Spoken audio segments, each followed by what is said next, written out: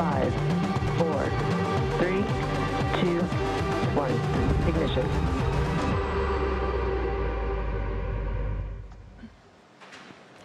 Welcome to our live coverage of SpaceX's Demo 1 mission.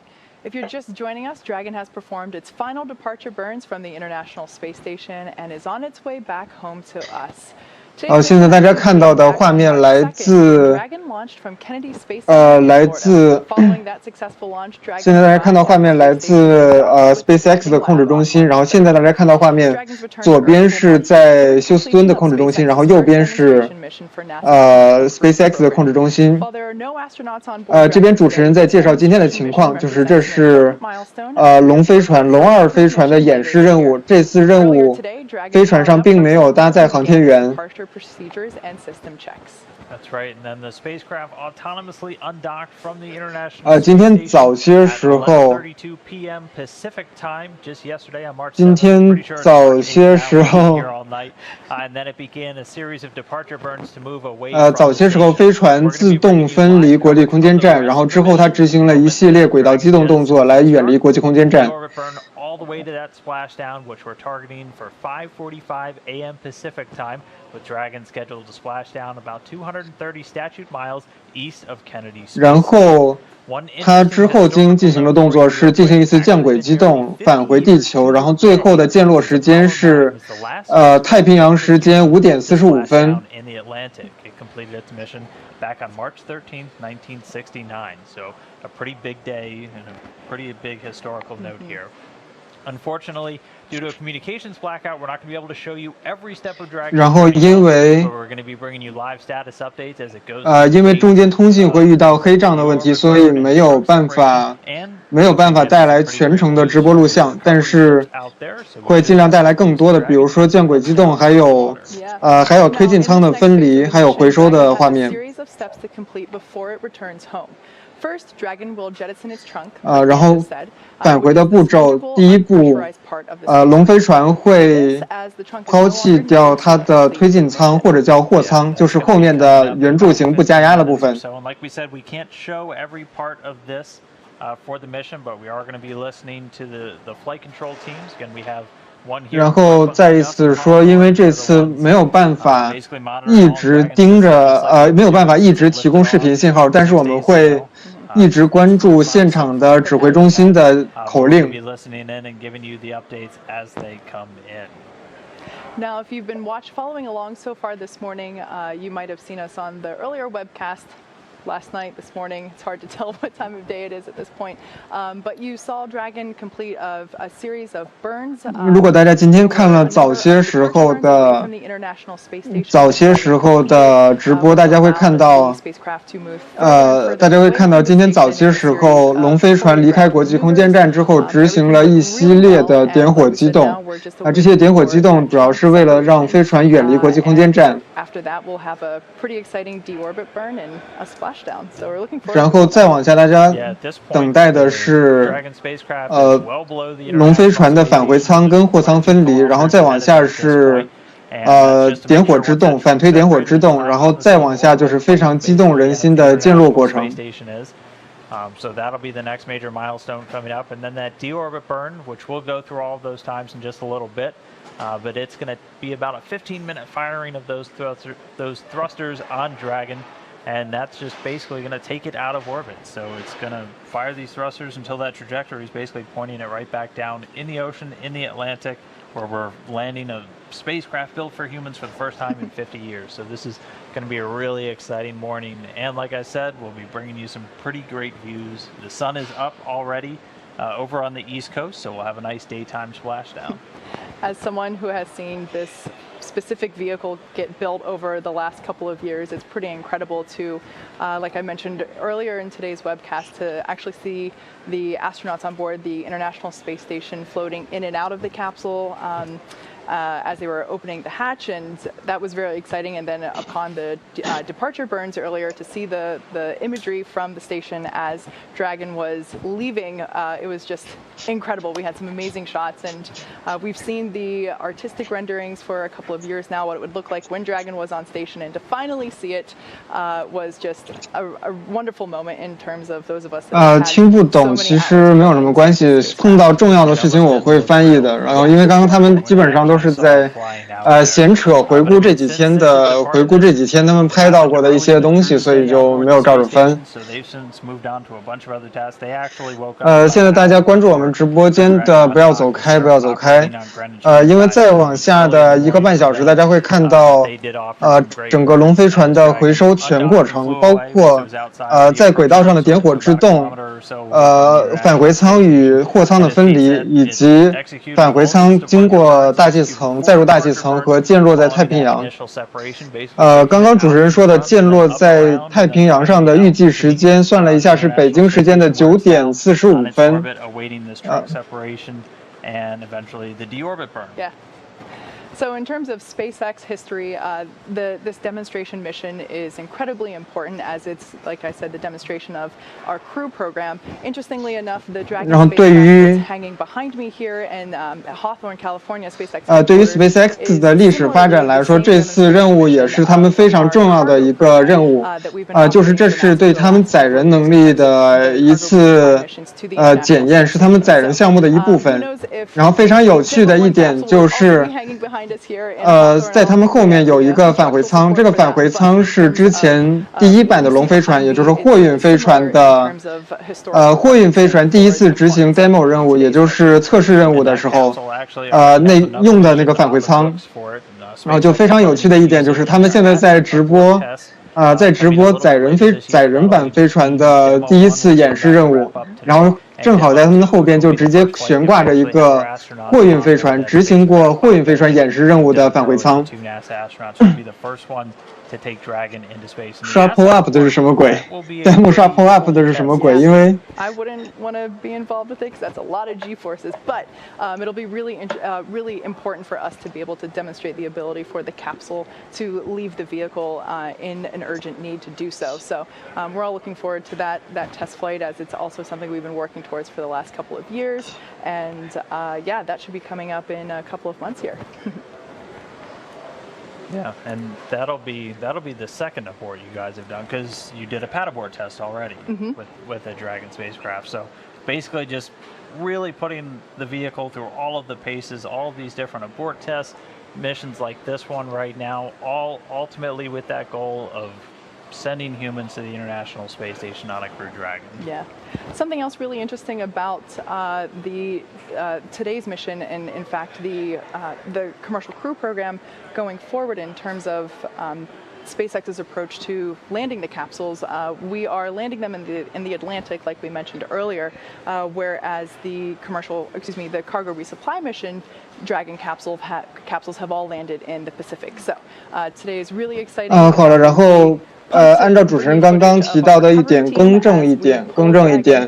这次的载人型龙飞船是溅落在大西洋。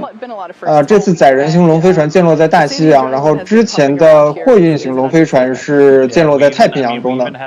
这次换了个海，不落太平洋了，改落大西洋了。然后刚刚主持人回头是因为他说控制中心，他是看一眼控制中心的状况。这边的话，按道理控制中心的外边应该会有很多人围观。给大家现在看到的画面就是控制中心的 SpaceX 的控制中心。在玻璃墙的这一边是负责控制的人员，然后玻璃墙的后面是SpaceX 过来围观这次回收任务的。围观群众。That's broken out across a couple of different areas. One of the more interesting ones, and one of the ones NASA's really keen on, is it's bringing back what we call utilization, so some science samples. It actually has 2 bags. They're basically like coolers on board that are packed with these cold bricks that we're able to put science samples in. So the ones that are coming back home today using some of the human research projects on board the International Space Station is, we like to say, the astronauts are experiments themselves. We're always poking and prodding while they're up there just to see how the human body changes and reacts in microgravity. And a lot of the samples from a couple of those projects are coming home on Dragon today. Also bringing home a couple of radiation monitors, and one thing that our program manager, Kirk Shireman for the space station program noted, it's also going to have a fan pump separator on it, and that's actually a piece, it's a piece of the spacesuits, the EMUs, the extravehicular mobility units. I'm from NASA, and we still use way too many acronyms, and it's a piece that actually failed on orbit some time back, and they're bringing it home to take a look at it. It was since 现在刚刚主持人在介绍的是这次任务会带回来的载荷，就是带回来会包括一些实验的一些样品，然后还有比较有意思的一点就是有一个小东西是一个在舱外行走的时候会用到的设备，但是这个设备在国际空间站上面坏了，所以他们把它用龙飞船带下来之后看一下这个东西到底是什么状态，到底出了什么问题。怎么会有人说假电脑没有主机的？你们不知道一体机是什么东西吗？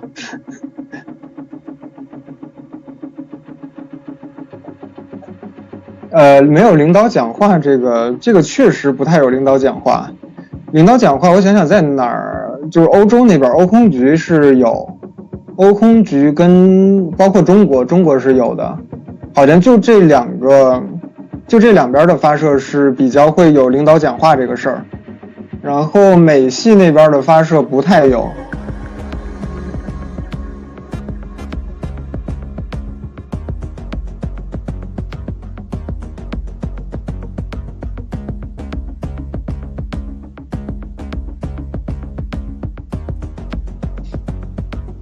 好，现在喜欢大家可以关注一下我们的直播间。现在跟大家带来的是第2代龙飞船第1艘试验任务飞船返回地球的直播。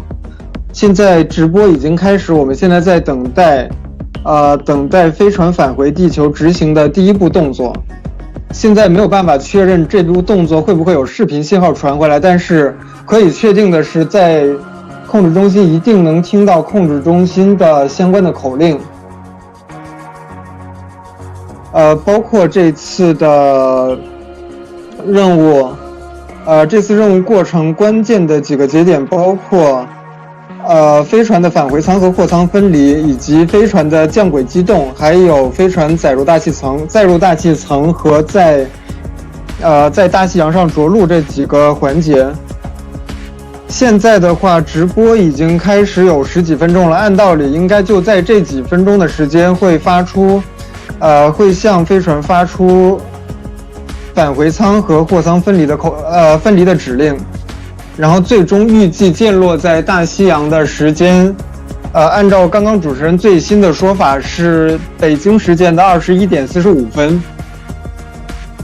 但是实际上这个时间可能没有那么精确，而且降落之后还会有回收的过程，所以咱们的直播很可能会持续到更晚一点的时间。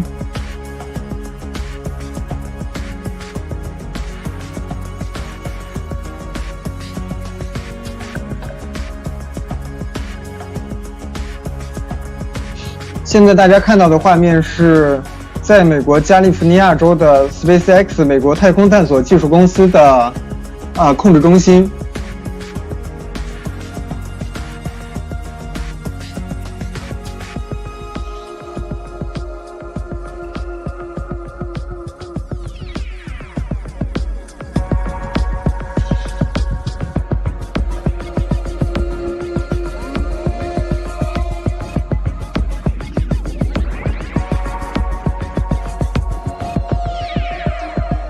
关于 SpaceX 还是 NASA 控制的，这个是 SpaceX 控制，就是要涉及国际空间站的才会涉及到休斯顿航天中心那边的控制，然后在今天的早些时候，今天北京时间下午的时候，这艘飞船已经离开了国际空间站，在它离开国际空间站足够远了之后，这个事儿实际上就已经跟国际空间站和休斯顿那边的控制中心没有什么关系了，就完全是SpaceX 在加利福尼亚的，现在大家屏幕上看到的这个控制中心在参与控制。然后今天的这个控制中心外面的围观人员确实相对来讲不是那么的多，在之前一些比较重要的发射任务的时候，整个后面这基本上是站满了人的状况。现在的话，看着人围观群众确实有，但是没有像那种众猎鹰啊，或者是包括这次首飞没有那种没有那种特别壮观的场面那种感觉。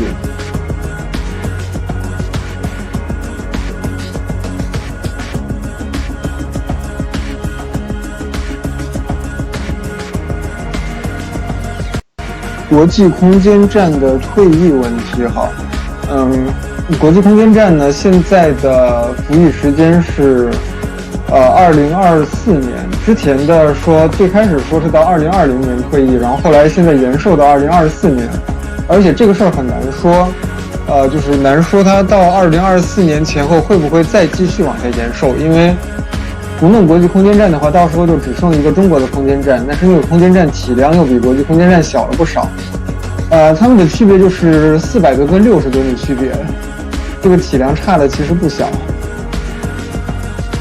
美国现在是白天，没错，美国现在是白天，现在的时间，北京时间现在是8点47分，然后美国的东部时间是早上7点47分，所以现在美国应该是一个刚早上的状态。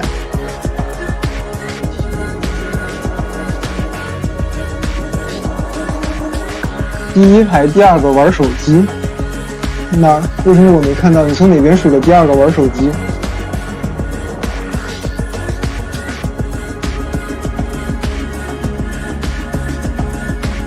大冬天的穿短袖，大冬天的穿短袖，你是没出过国吗？是那个，你没发现外国人穿什么都有吗？尤其是室内有暖气的地方，20几度，穿什么都有。没出过国，穿什么？So right now we're waiting to hear for that trunk separation again. We are expecting to get that call just on the internal nets any moment now. That'll be the next major milestone, and then it'll be on to deorbit burn.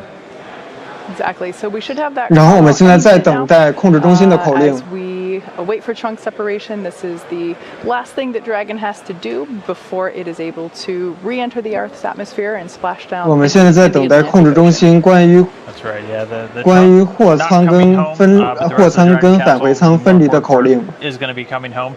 The other stuff that Dragon's going to do before it does that final re-entry is close that nose cone, and we'll get through a little bit of that soon, but.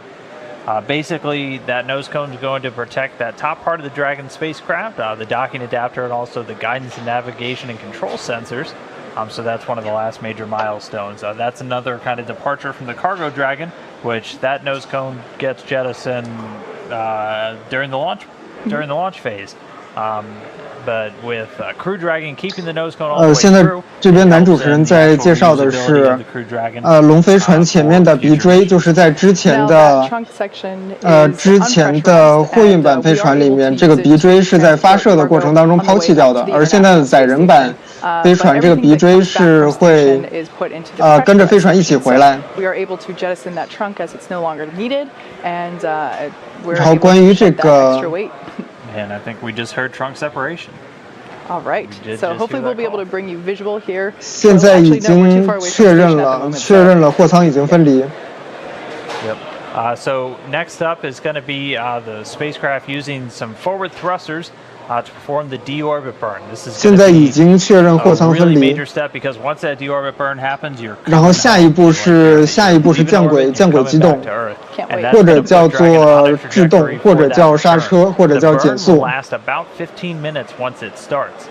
So we're going to again continue to stand by. This is kind of the calm before the storm, if you will, where we're just waiting for things to really get into motion. Dragon's going to 然后这次点火机动会 takes about 45 minutes or so until it's 这次机动会有15分钟的样子，然后在这次点火制动完成之后，一直到它溅落在海面上，中间会大概有45分钟。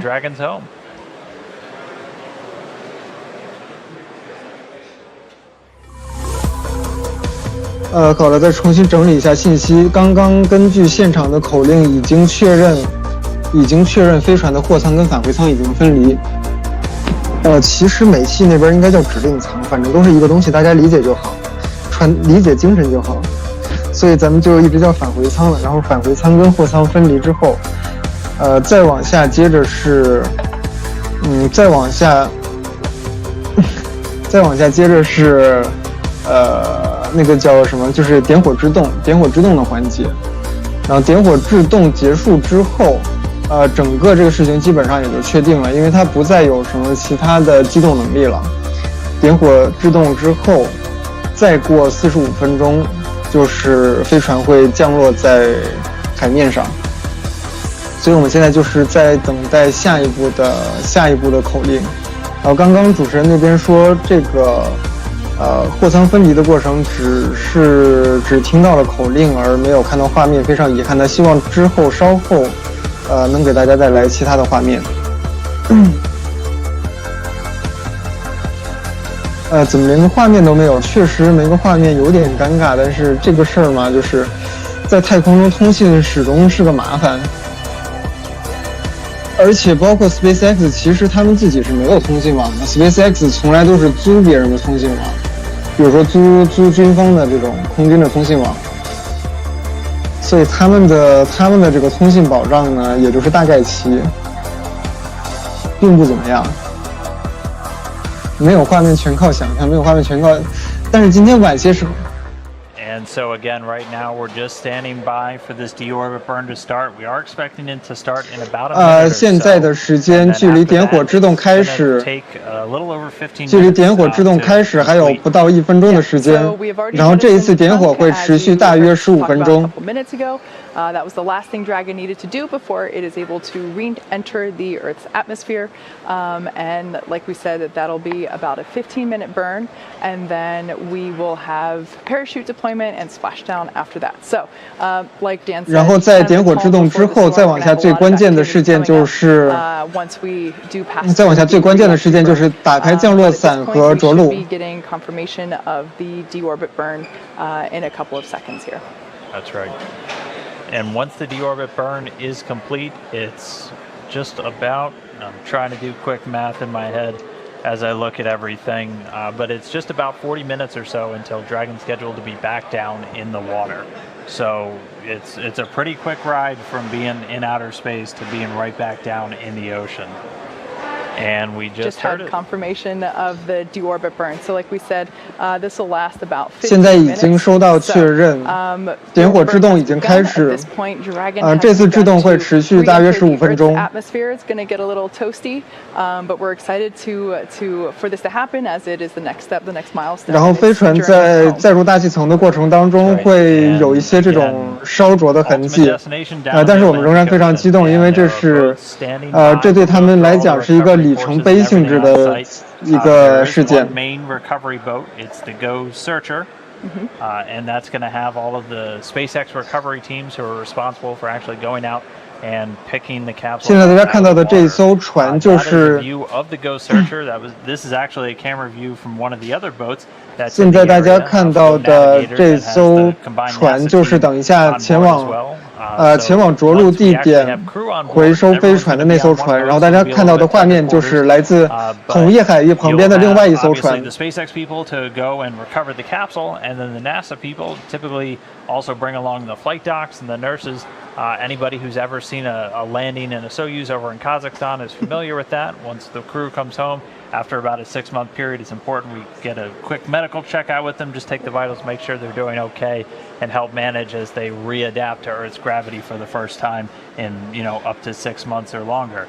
So everyone will be on one boat, but for today we do have 2 boats, so we'll get some additional views, hopefully, from those different cameras as we get to watch Dragon come down. But for now, we are in that deorbit burn, so we got a couple more minutes until that is complete, and then we're one step closer to Dragon being back. Yeah, so while Dragon is re-entering the Earth's atmosphere, we're going to pause for a few minutes until the deorbit burn completes. So be sure to stick around, and we'll see you in a few minutes. 欢迎大家关注我们的直播间。现在龙飞船的状态是它正在进行点火制动的过程当中，这次制动已经在几分钟之前开始，它将会持续15分钟，所以现场的主持人会暂停一段时间解说，一直到点火制动完成。然后在制动结束之后，飞船再过大约45分钟就会着陆在大西洋的海面上。刚刚大家看到那艘挺小的船啊，对，就像弹幕里说的渔船一样的船，就是去捞飞船的，去捞飞船返回舱的。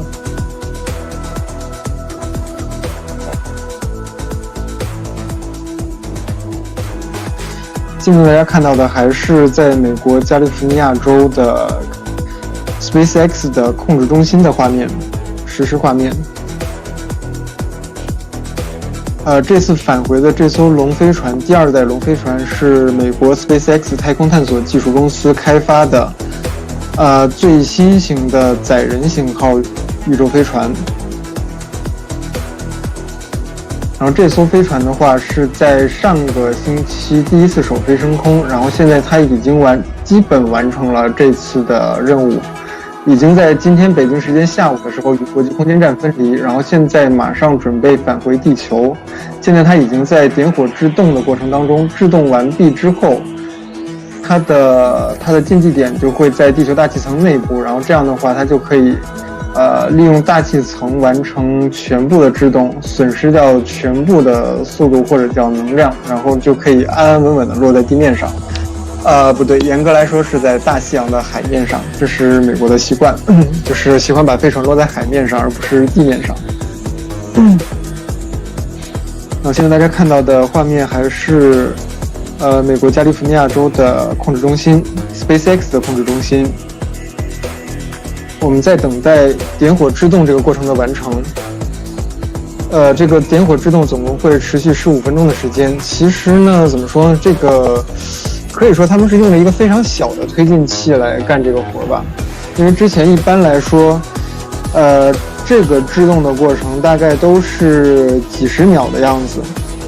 比如说航天飞机的那个，它有2台还算挺大的轨道机动发动机，印象中是10几秒就可以完成这个降轨机动，然后包括飞船的话也就是几十秒的样子，而这次的话需要持续推进15分钟才能完成减速的话，持续推迟15分钟才能完成减速的话，这个怎么说呢，确实这个推进器可能小了点，可能他们确实没有给这艘船装那种比较大的轨道机动用的推进器，而因为确实也没有什么必要，因为这艘船呢，它设计的目的也就是在地球跟国际空间站之间往返运人，只是这么样的一个简单的需求，不需要它有非常大的轨道机动的能力。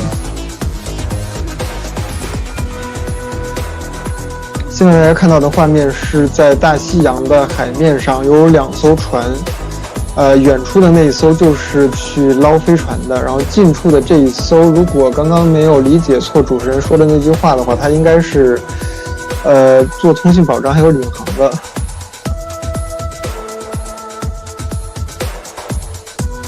飞船掉哪儿？飞船现在还在天上，还没掉下来。飞船可能还要怎么说呢？可能还要50分钟吧，可能还要50分钟才会掉下来。所以大家不要走开，整个这个过程是连贯的，中间会有一系列事件，大家不要走开。在未来的1个小时，大家将会看到，这艘飞船载入大气层，打开降落伞，以及降落在大西洋海面上，以及如果运气好的话，被这2艘前往回收的船捞起来。但是不知道这次着陆的精度怎么样。如果精度高的话，应该是当场就能捞起来；如果精度不高的话，船可能还要跑一会儿才能跑到着陆地点。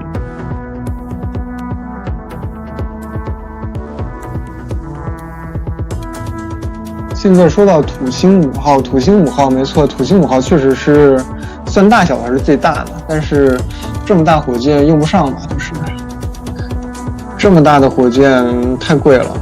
而且很少有东西需要单次发那么大的东西，看不到全靠想象。到目前为止还是只能靠脑补。但是怎么说，从回收船那边的图像来看，至少打开降落伞和着陆的这一段是会有图像的。至于载入大气层、穿过大气层的那种火流星一样的效果能不能看到的话，就看他们现场的着陆回收，就是那艘船上的摄像设备到底怎么样了，以及现场的天气状况。不过看那边的今天着陆场的天气状况很不错，首先海面没什么浪，而且整个大概是晴天。海面没什么浪的话，估计风也不大。SpaceX 跟 NASA 有什么关系啊？这个老生常谈的问题了。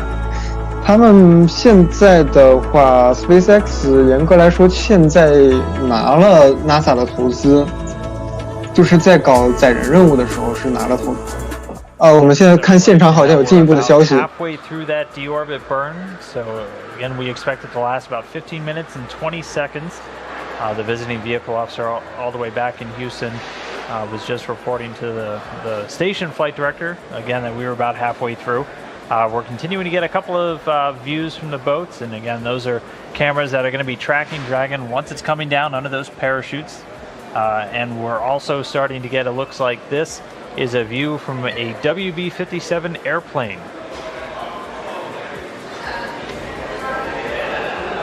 And so we have a number of assets out there off the Florida coast. Again, there's two ships rather, both with tracking cameras on board.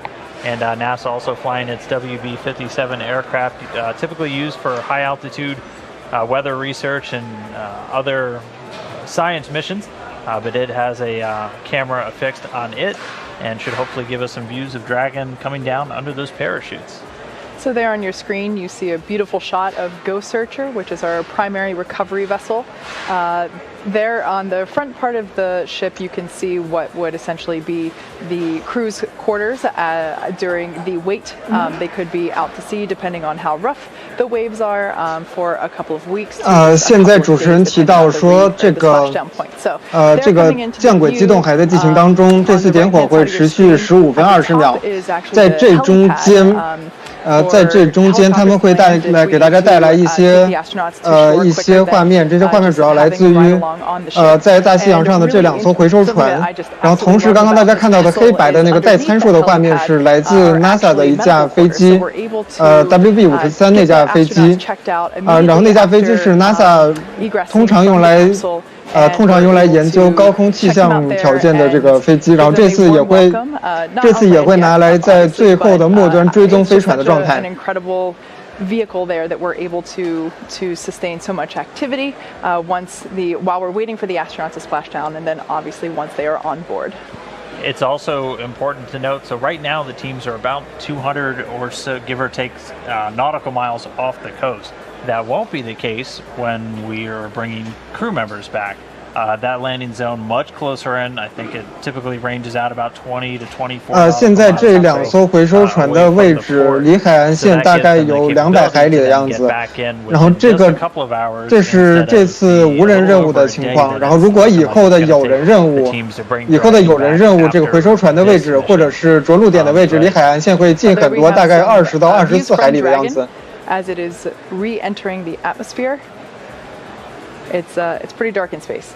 Yeah, we're still in the midst of that deorbit burn. We're expecting. 然后现在我们看到的画面应该是飞船上的推进器在减速制动的时候，反推制动的画面。Again, this is just the final maneuver, that final firing of those Draco thrusters, just to bring Dragon out of orbit and set it up on a trajectory to ultimately splash down over there in the Atlantic.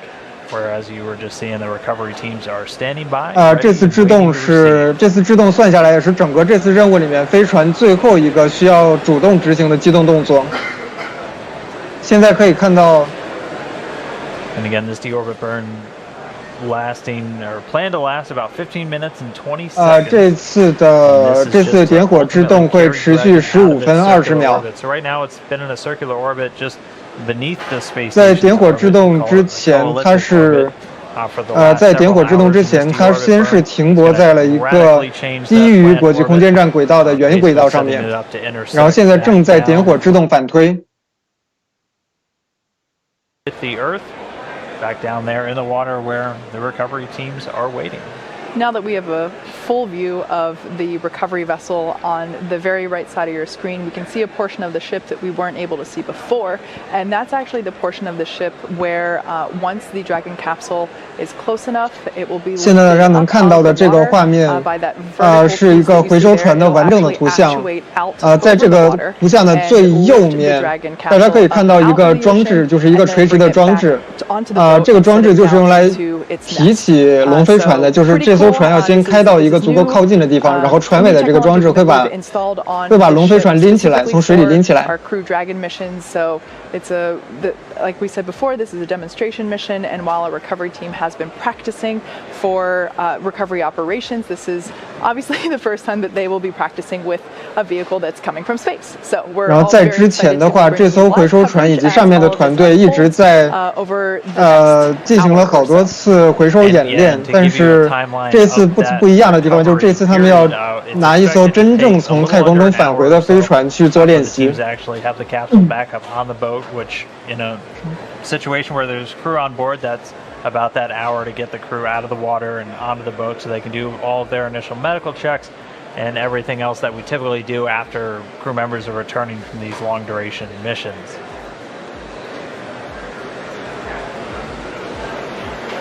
The waves. 现在现场的条件看起来不错，就是大西洋上的海浪。海浪非常的平静。Over 200 nautical miles off the coast of Florida, and they'll ultimately be bound back for Port Canaveral, where the spacecraft's going to get brought back in and handed over to the SpaceX teams there, where they're going to begin processing. 然后这个船的话，它会把飞船拉回来，拉到卡纳维拉尔港，然后在这个位置，它会把这艘船交给 SpaceX 的技术人员。And now that recovery day has come upon us, we can see that we have beautiful skies and well, in my unprofessional nautical knowledge, relatively calm seas by my eyes. But it's really difficult to be able to predict what the weather is going to be like at sea very far in advance. So we're all very happy to be able to have clear imagery of the recovery team as we make progress here. I feel like we've lucked out with Florida weather so far on this mission. All right, and we're here, and there's about 1 minute 现在 left 这 in 次 this deorbit burn. 点火之动 So 还剩不到1分钟。 And this is just that final maneuver to begin bringing Dragon out of space. 点火之动还剩不到1分钟，现在大家看到就是点火之动的画面，飞船上拍摄到点火之动的画面。在之后，它会载入大气层，并且溅落在大西洋中。溅落地点距离海岸线大概是200海里，这个是这次无人任务的情况。等到下一次载人任务的时候，这个着陆的位置距离海岸线就不会有200海里那么远，而是要近得多，大概20到24海里的范围。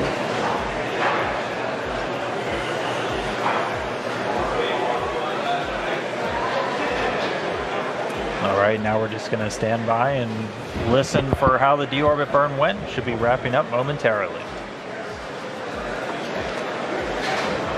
So, like Dan said, we are waiting confirmation of the conclusion of the deorbit burn. It's been going on for the last several minutes, and like I said before, Dragon departed space station earlier today, had a number of departure burns, and now we are hopefully just exiting the final burn, and that's the re-entry burn. And there on the left-hand side of your screen, you can see our recovery vessel waiting for the splashdown of Dragon. Once we exit the re-entry burn, we will have parachute deployment. The first one of those will be the drogue chutes, the smaller chutes that slow the vehicle down, followed by 在穿过大气层之后，再往下，大家会看到飞船开伞的过程会先开一个阻力伞，小的阻力伞来使飞船减速，然后紧接着后面才是主伞。That was a nominal burn, so the deorbit burn is complete. Dragon is on its way home. And so the next thing that's going to happen is that nose cone on Dragon is going to get closed. We heard that process is now in work. 然后现在已经收到确认，点火制动已经结束，下一步是关闭龙飞船上面的龙飞船鼻锥的那个盖子，就是龙飞船最前面那个盖子，然后这个过程已经正在进行当中，然后再往下它会载入大气层，载入大气层的时候，现在大家看到的画面就是鼻锥上面的拍摄到的鼻锥正在关闭的过程当中。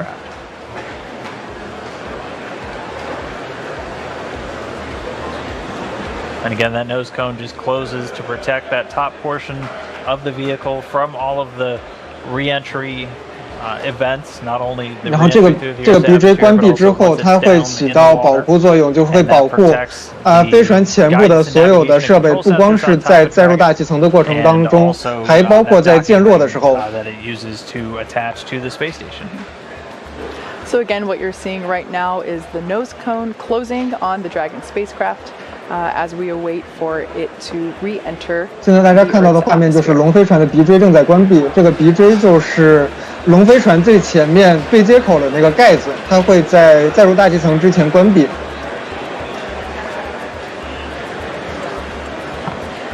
现在大家看到的画面是正在关闭，不是开始，已经开始了，正在关闭的过程当中。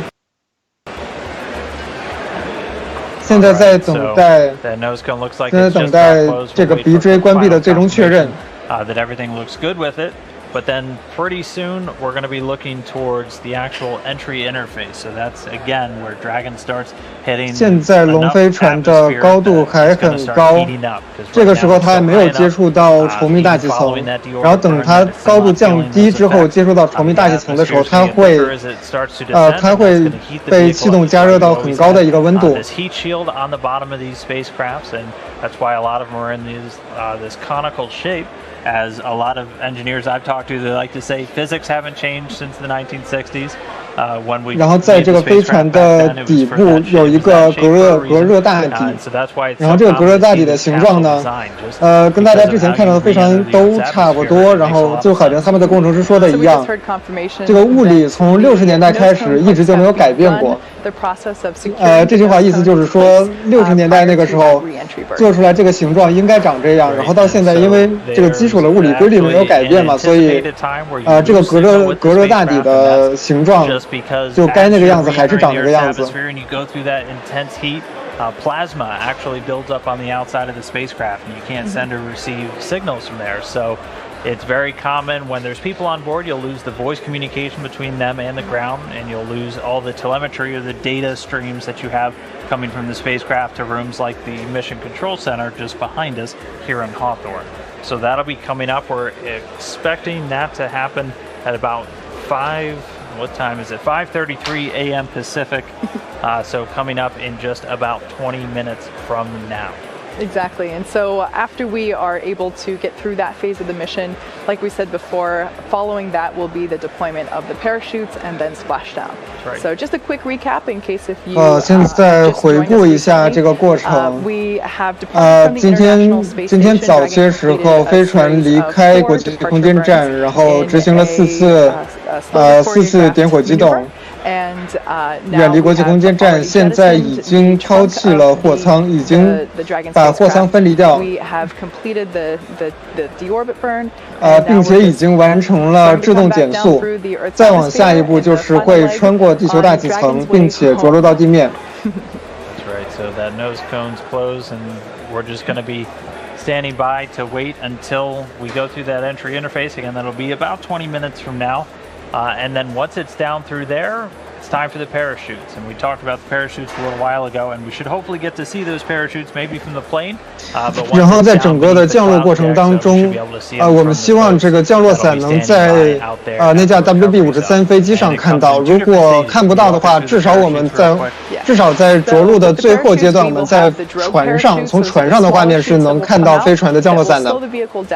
A little bit, and then we will have the main parachutes. Those are clearly visible by the orange and white coloring on them. Very iconic. 然后这艘船上面装的降落伞是非常显眼的橙白颜色、橙白配色，就好像你之前在他们的测试任务的时候看到的一样。So at this point, another fun fact about Dragon, in the return to Earth, the seats inside the capsule at this point have actuated or turned into the re-entry position. So depending on what phase of the mission we are in, 现在飞船里面的座椅已经调节到了返回状态，就是这艘船上的座椅，就是航天员坐的座椅，它会随着任务的不同阶段会调整到不同的角度，然后让航天员可以更好的受力，更好的承受过载。So with that being said, we will take a quick break. Be sure to stay tuned with us as we go through this period of anticipated blackout with the Dragon capsule. We'll be back in just a few as we. 然后现在我们能做的就是等待下一个关键性的任务，也就是抛降落伞，应该叫开降落伞，对吧？现在看到的这个画面是回收船，然后大家看到后面用来回收的装置已经是展开状态。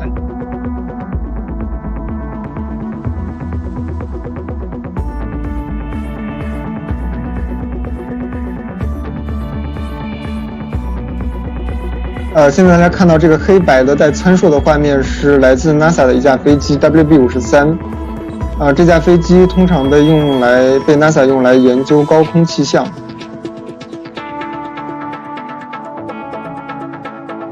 然后这架飞机在今天也会在，算下来应该是着陆之前几分钟的画面可能会由这架飞机来提供。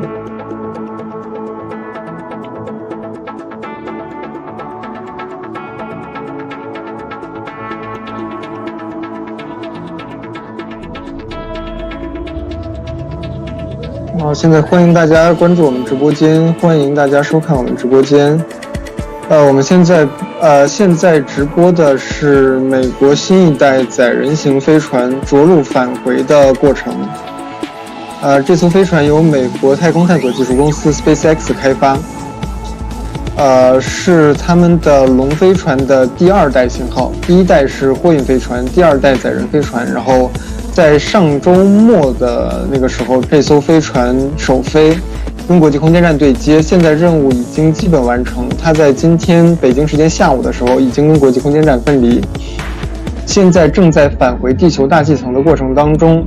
当前的状态，飞船已经完成了返回制动，然后将在大概半个小时左右的时间内穿过地球大气层，并且降落在大西洋当中。现在大家看到的回收船的画面，刚刚大家看到的回收船的画面就是在大西洋上着陆地点就位准备捞飞船的那艘船。然后现在画面切回到在美国加利福尼亚州的控制中心，这是 SpaceX 美国太空探索技术公司的控制中心。现在看到后边的围观群众已经渐渐多了起来。我们现在在等待下一个关键节点的确认，就是降落伞打开的确认。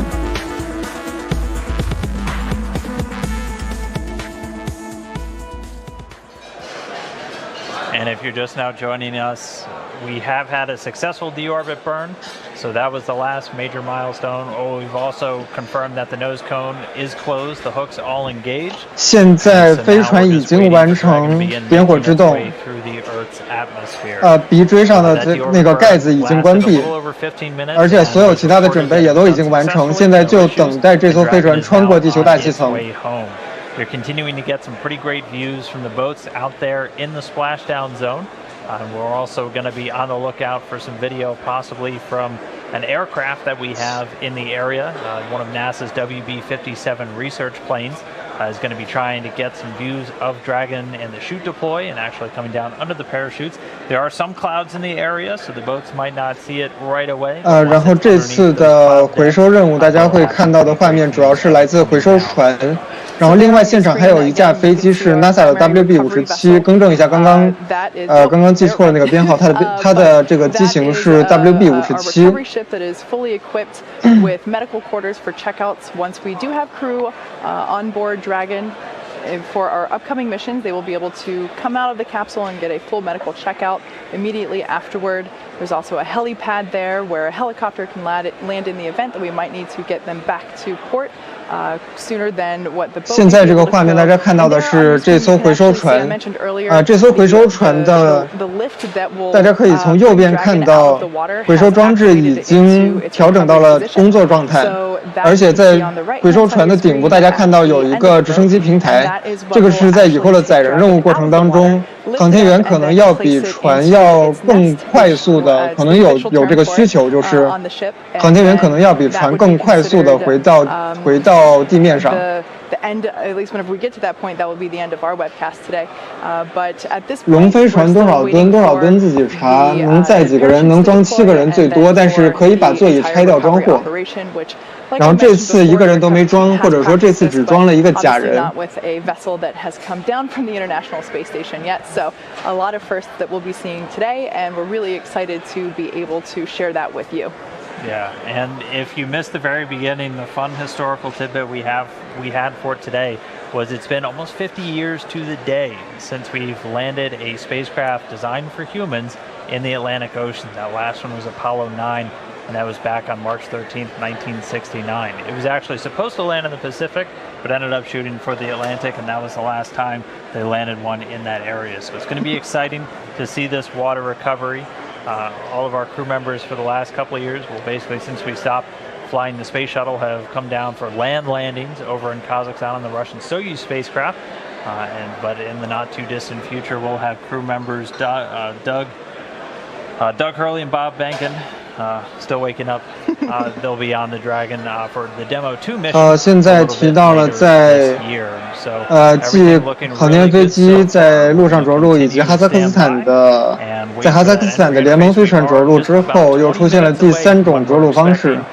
而且我们在今年晚些时候会看到 NASA 的2名航天员会搭乘Demo 2任务的龙飞船，Demo 2任务的龙飞船往返国际空间站。And you can probably hear the voices in the room around us, and the crowd is definitely starting to grow in anticipation of Dragon's reappearance. So with that being said, we will take a quick break as we await for Dragon to re-enter and for. 好了，现在现场，我的个天，为什么他们的那个 BGM 比主持人说话的声音大那么多？就为了听清楚主持人说话声音，我把音量调大了，结果他们 BGM 一响起来，直接把我耳朵给震的，就是那什么了。然后现在，这是舱内画面，舱内现在只装了一个假人，没有真正的航天员。这是一次无人测试任务，尽管说这是载人飞船。然后呢，下一次 Demo 2任务会搭载2名 NASA 的航天员。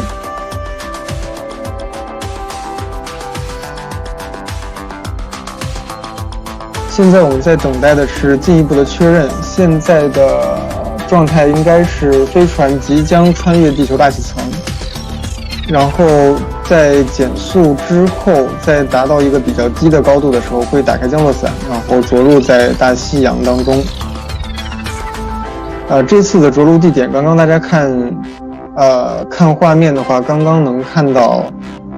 着陆回收的那艘船，就是巡逻飞船的那艘船的画面，然后那个位置距离海岸线大概有200海里，这是这次无人任务的情况。等到下一次真正的载人任务的时候，这个距离会离海岸线要更近一些，要近很多。实际上，主持人提到的范围大概是会在20到24海里的样子。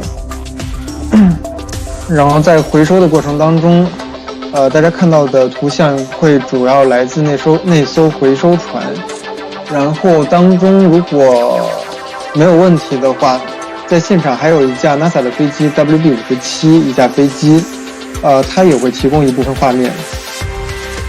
如果没有弄错的话，会在不是倒计时，就是回收之前，或者应该叫降落之前几分钟，在高度比较高的时候画面会主要来自那架飞机，然后在最后的时刻，就是最后那1-2分钟的时候，可能会从船上看到飞船拖着降落伞着陆。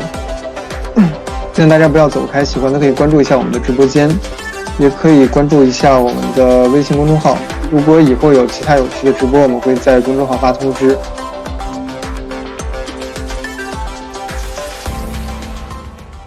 so we're getting a bit of a treat here. You're getting a live view inside the Dragon capsule as, again, it's getting closer and closer to that entry interface coming through the Earth's atmosphere and then splashing down in the 刚刚大家 Atlantic 看到 Ocean. 的 But first, 是 we have a very special guest, somebody 刚刚 who's 大 gonna 家 be on 看到 board 的 Dragon in the 就 not 是 too distant 国 future. 那艘飞船上面的 NASA 直播画面， astronaut 飞船内部的直播画面。 Thanks for being here. 但是 Thanks for taking 在 a couple of minutes. I know you're 这个事儿之 following 外， along with 我 the 们还 teams. 今天还有一个 There's a 非 lot 常 of 特殊的 excitement. 客 How are 人， you 就是 feeling 现在 about 大 the 家看到 mission 这 so 个 far? 航天员 Bob Duncan， 他是将会执行下一次 Demo 2任务的航天员。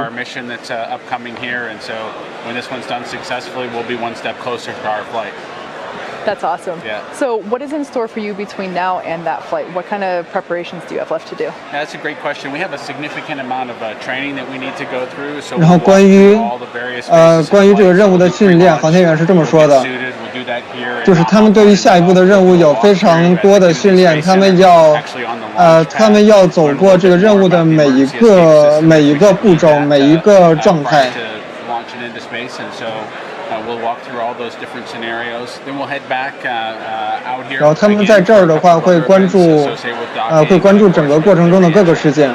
And so we're getting views inside the Dragon spacecraft, and I mean, a camera's okay, but it can't do the real thing justice. What's it like to be like in a spacecraft when you're coming back through and everything's heating up? Yeah, there's a couple of pieces of coming back through the atmosphere. The first one is really emotional for those of us who've seen a lot of spacecraft come back. It's just it's very special to kind of go through that experience, and it's a physical thing as well, as you actually see the light from the 然后飞船返回的这个过程，这个航天员是一个说非常激动人心的一个时刻。然后如果是在飞船里的话。 如果是在飞船里的话，会看到一个物理现象，就是外边的气动加热，因为气动加热会导致外面的整个窗户能看到橘红色的火焰。 That's incredible. I can't even imagine what that experience might be like. Again, there's the physical piece of it. You can, sensations that come in with the light, but there's also the emotion of knowing that you're taking all that energy that you put into the vehicle to. 就是这是像这样的一个激动人心的时刻里面，然后同时你又知道这是一个物理过程，就是你通过这样的气动加热来损失掉能量，损失掉你把把飞船送上天的能量，然后这样你才能安全的落到地面上。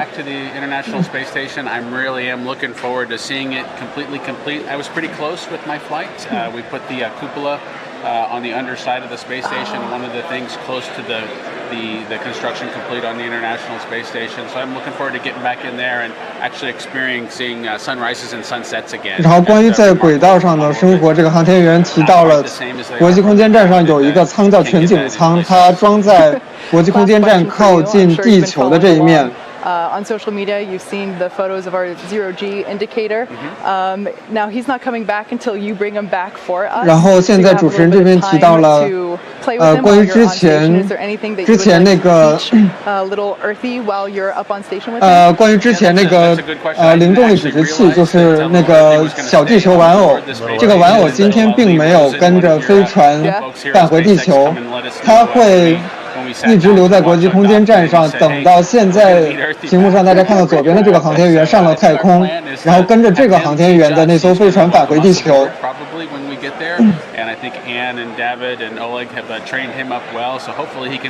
然后这个过程的话呢，航天员说他自己其实也没有意识到，这个小地球将会在空间站上陪他度过他的那一段任务周期。然后他说，像这个小地球的话，到时候基本上也就相当于一个这个航天员乘组里面的一员了吧，到时候就相当于会跟他们执行一些很多事情，比如说做一些这种安全简报啊这些事情。Us as well. Thank you. Well, we're going to get back to the re-entry interface, Bob. We're going to let you go watch along because, again, vested interest in everything that's happening. Thanks so much for jumping upstairs real quick and talking about this. Thank you again. Thank you very much. Thank you. So with that, we are awaiting the deployment, or excuse me, the final phase of the re-entry of Dragon spacecraft as it's coming back through the Earth's atmosphere. I'm still kind of reeling from his comments about what it's like to actually come barreling through the Earth's atmosphere, something that you see depicted in movies and TV shows, of course, but to hear it live from the source is pretty cool. And that's exactly what Dragon and Ripley are doing right now. So we brought you a live view of that just a couple of minutes ago. That was pretty cool that we were able to get that shot. Like we said, plasma will be building up on the exterior of the vehicle as it's re-entering the atmosphere. So there's a blackout period that we were expecting, and that's where we're at right now. So, but we can't bring you a view of Ripley on her journey back to the Atlantic Ocean. You can see a view of our recovery. 现在大家在屏幕的左边可以看到回收船的画面，在回收船的船尾，大家看到用来回收飞船的装置已经在展开状态。然后刚刚提到，在飞船返回地球大气层的过程中，在气动加热的这个情况下，飞船的周围会聚集起来等离子体，这会导致一个叫做黑障的现象，就这个时候飞船是没有办法跟地球通信的，所以中间这一段时间没有办法跟大家带来飞船上的指示信号，但是在最终的开降落伞和着陆的过程中，如果没出问题的话，按道理是有画面的。Going out on some fast boats that will deploy from that prime ship, and they'll begin just basically getting the capsule stable and then bringing it in closer to ultimately get hoisted up on the ship. Also, going off to make sure that they get those parachutes as those get jettisoned from the capsule at pretty much just at the moment of touchdown. So we're just going to be ready to watch all of that unfold pretty soon. 现在是直播，现在是直播，现在是直播，欢迎大家关注我们的直播间。现在直播，现在时间北京时间晚上9点31分。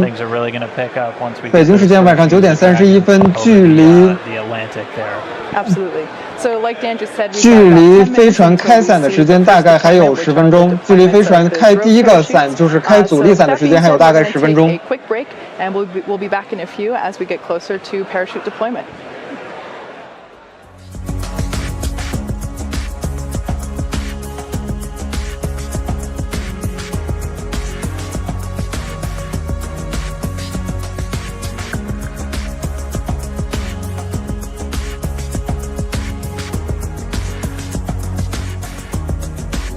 说晚上9点天还这么亮，你们知不知道有些地方晚上9点天就是亮的，比如说这种欧洲高纬度一点的地方，他们在用夏令时的时候，然后他们真的晚上9点天就是亮的，也就是那种时间错乱的感觉。而且我说的是当地时间9点，不是因为时差的这个玩笑，就真的是个极端一个让人不适应的一个状态。现在大家看到的是在美国加利福尼亚州的控制中心，是 SpaceX 美国太空探索技术公司的控制中心。现在看到控制中心隔离的玻璃幕墙外面已经聚集起来了越来越多的围观群众。现在距离飞船降落可能还有10几20分钟的样子。欢迎大家关注我们的直播间，喜欢的点一波关注，也可以关注一下我们的微信公众号在线天文。致力于带来有趣的天文及航天方向直播，以后有其他有趣的直播会在微信公众号或者微博给大家发通知，也可以加一下我们的群号在屏幕下方滚动字幕有。现在大家看到的来自大西洋的画面中间的这艘船就是等一下去捞飞船的那一艘。这艘船的尾部大家可以看到已经展开的回收飞船的装置，然后顶部是一个直升机平台。在以后执行载人航天任务的时候，回收完飞船之后，航天员可能会搭乘直升机更快速的返回陆地，而不是坐船慢慢的飘回来。现在飞船应该已经是在穿越地球大气层的过程当中。我们在等待着下一步的确认，也就是飞船开降落伞的确认。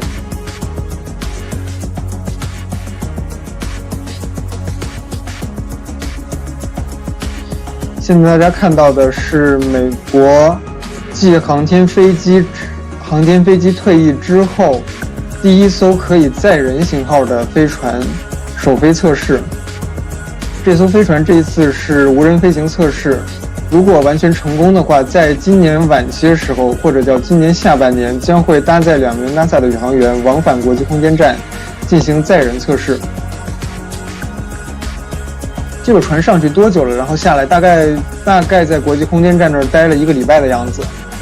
可以去翻我们的直播录像，我们在这个飞船发射的时候，我们也做了转播。关于降落的话，这个采用的是传统的降落伞着陆的方式，然后在海面溅落。就是 SpaceX 在开发这个船的时候，2014年开发布会的时候，这艘飞船当时展示的方案是用它返回舱上装的8个发动机全程反推着陆，一种非常科幻的方式。当时SpaceX 的 CEO 马斯克也说这是21世纪飞船应该用的着陆方式。但是5年之后，在他们的飞船第一次飞行测试的时候，这个事情是残酷的，就是你可以开脑洞做这样一种非常高大上的测试这样非常高大上的一种着陆方式，但是实际上呢，在你真正飞的时候，发现还是要回归到传统，就是传统的开降落伞着陆的这样一种大家用了几十年的这种很古老的方式上面来。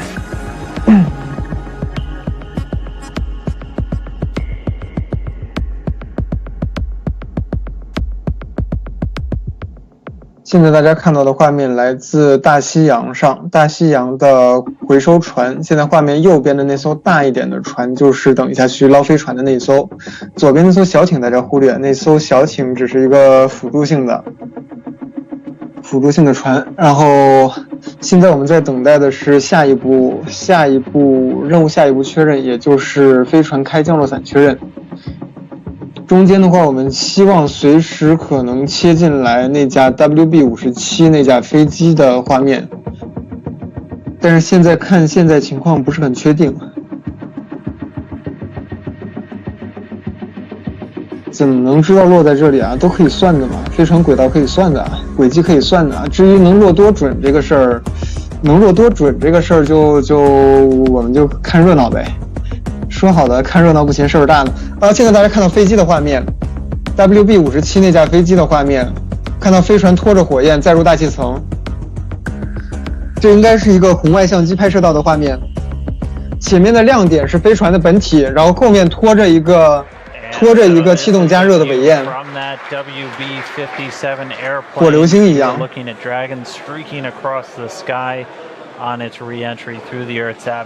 现在大家看到的画面就是来自 NASA 的一架飞机 WB-57那架飞机拍摄到的画面。画面正中间那个亮点就是飞船正在穿过大气层。现在可以看到飞船的速度穿过大气层的时候，产生的气动热把这个飞船加热到非常高的温度。这个是红外的画面，而且能看到这个飞船后面拖着一条高温的尾迹，整个都是因为飞船速度非常高，穿越地球大气层的时候的气动加热，整个看起来火流星一样。Commonly used for a lot of atmospheric studies and other science missions, but able to put a tracking camera on it to try and get this re-entry through the Earth's atmosphere today. We're hearing that they should have AOSO acquisition of signal back with the Dragon spacecraft. Right now it's about 46 kilometers in altitude. Yeah, so just for orientation purposes, if you've seen our launches previously, you might be familiar with the angling of this as takeoff. Reminder, this is 现在这个画面是飞船返回的过程当中，这个画面的角度关系大概是这个样子。飞机现在高度低于飞船，然后摄像机向上拍，然后飞船从飞机的上空掠过。然后因为角度的关系，所以看起来这个飞船往上走，但实际上它是一个横着从飞机上面掠过的这样的一个轨迹。Just keeping you on the timeline, so we actually acquired signal about a minute ahead of when it was expected, where we're going to be looking for those initial drogue chute deployments. 然后预计在北京时间的晚上9点51分开伞，距离现在大概还有2分钟。开伞的过程会先开减速伞，先开一个小的减速伞，先给飞船减速，然后减到一定速度之后会开主伞，然后主伞的面积足够大，可以保证飞船安全的降落在海面上。We should be getting that. 现在距离开减速伞还有大概2分钟。 And just heard that we're now below 30 kilometers.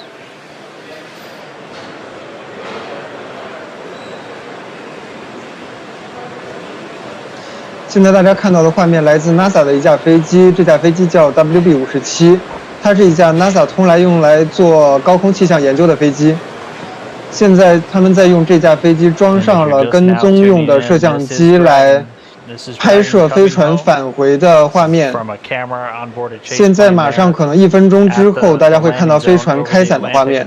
现在大家看到中间的亮点就是这艘飞船。 We're under 30 kilometers, continuing to descend. 现在大家就是可以静静等待飞船开伞，等待飞船打开降落伞。现在飞船高度大概20公里。We're now about 20 kilometers in altitude. 这会儿应该随时开伞。大家盯住屏幕，不要走开，飞船马上开伞。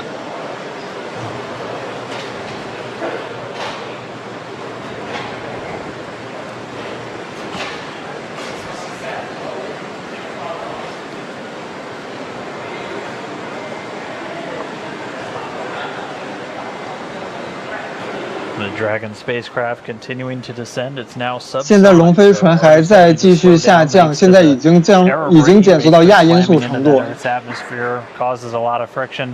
已经减速到亚音速，看到开伞，开伞。现在看到的是上面是上面应该是船上，然后下面是飞船上拍摄到的开伞画面。 这是那架跟踪飞机上拍摄到的开伞画面。现在打开的是，看画面是减速伞。等一下会有抛减速伞和开主伞的动作。现在飞船打开的2个小的伞是减速伞，它们是起到减速作用。之后会看到开主伞画面。 现在大家听到背景的欢呼声是在 SpaceX 的总部 ，SpaceX 总部大家欢呼的声音。What a gorgeous shot of Dragon coming back down. 开主伞，开主伞，总共4个主伞。主伞先是收起状态减速，然后逐渐充气，现在充气。主伞在充气，然后展开。 看画面，4个主伞全部展开成功，飞船姿态稳定。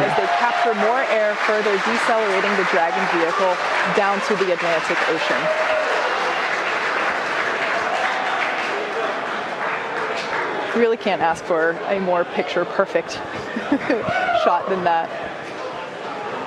And yes, all 4 chutes now deployed. It's going to continue. 现在飞船会继续减速，直到最终着陆在大西洋中。We're now under a kilometer in altitude.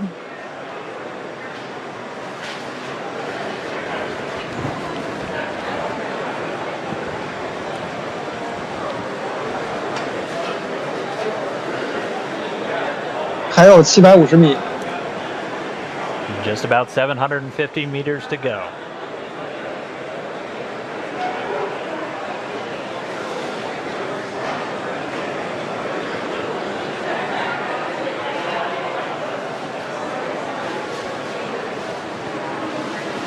In case if you're just joining us, you can see on your screen there, Dragon has just re-entered the Earth's atmosphere after departing from the International Space Station. We have a gorgeous shot of 4 healthy parachutes deployed and slowing the vehicle down. 现在大家看到的画面，这艘龙飞船已经完成了载入大气层的过程，现在主伞已经打开，正在缓慢下降，它会降落在佛罗里达州外海大西洋中的大西洋的海面上。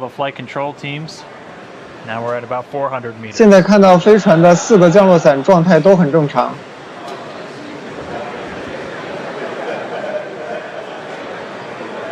300米还在下降。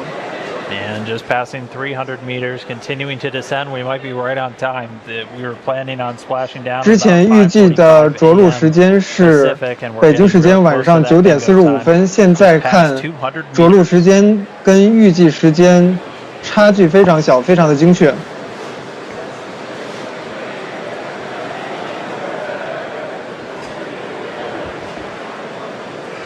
小于100米。And we have confirmation 高度小于100米。Under 100 meters, is 100 meters above the surface. 准备降落。So next up, standing by for splashdown.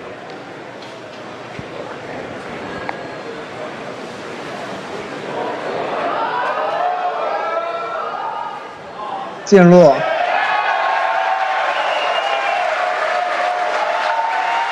降落已经确认。And there we have confirmation of splashdown. Dragon has returned to planet Earth. It is now back home. 现在and you can see on your screen. 现在看到2艘快艇已经前往飞船降落的位置。That splashdown came right on time, 5:45 a.m. Pacific. 降落时间北京时间晚上9点45分。The teams that have been ready and waiting, they were staged just a few nautical miles away. They're going to start moving in now. You can see those 2 fast approach boats already speeding their way towards the capsule.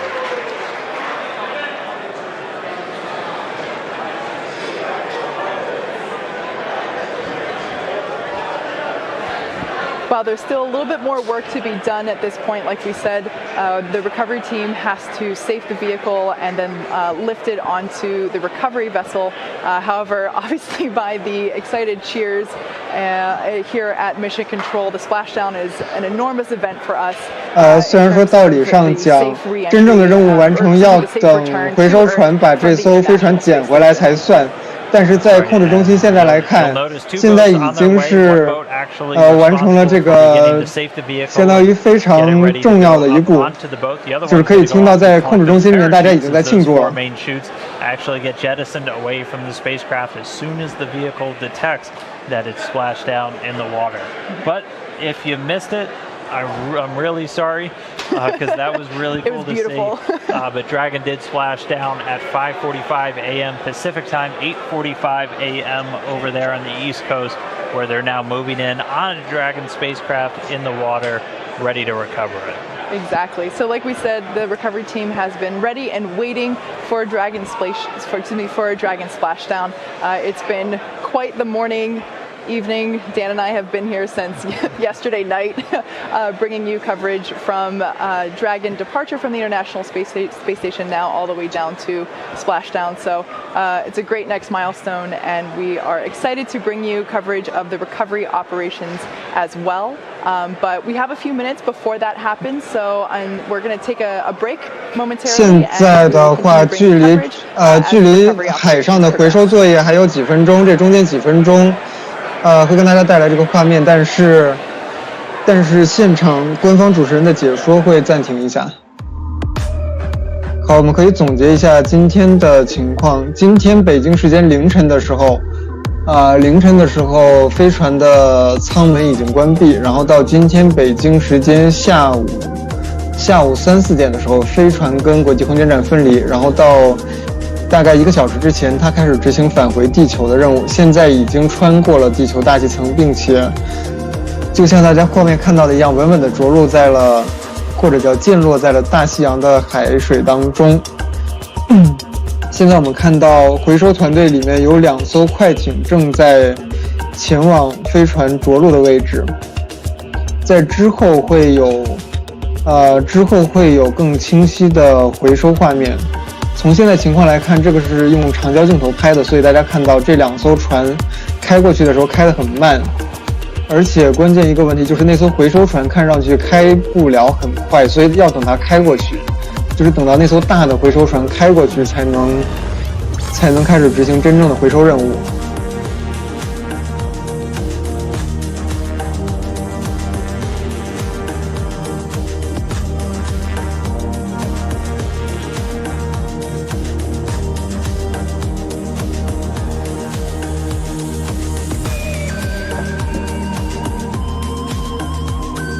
而且从现在那2艘快艇的情况来看，它应该已经接近飞船，因为那2艘快艇已经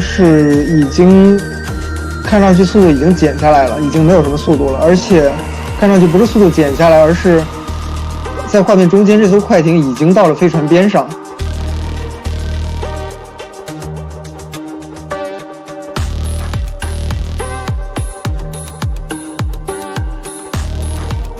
觉得现在画面模糊的话，大家可以再稍微耐心等个5分钟的样子吧。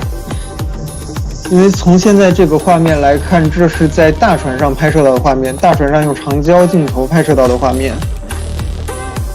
所以距离的话，大船现在距离飞船可能还不近，要慢慢等这艘大船开过去。切换快艇视角，我倒是也想切换。快艇视角。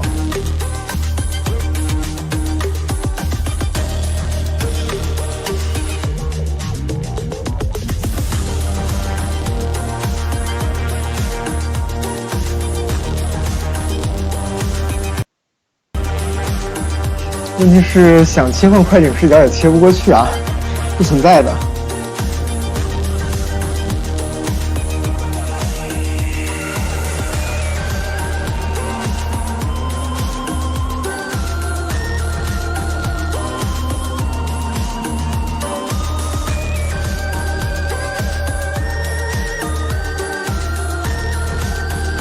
说主播再往前游一游的，我倒是想再往前游一游。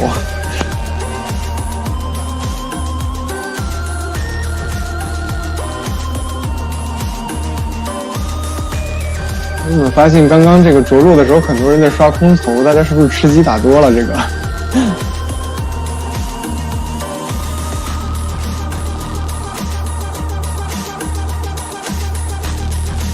关于回收作业到底是什么样子的话，其实大家都没见过，因为这艘飞船是第一次发射，第一次返回，所以它的回收作业呢，大家慢慢等等看咯，就可能5分钟、10分钟的样子吧，感觉。因为感觉这艘回收船离飞船的距离好像也没有很远的样子。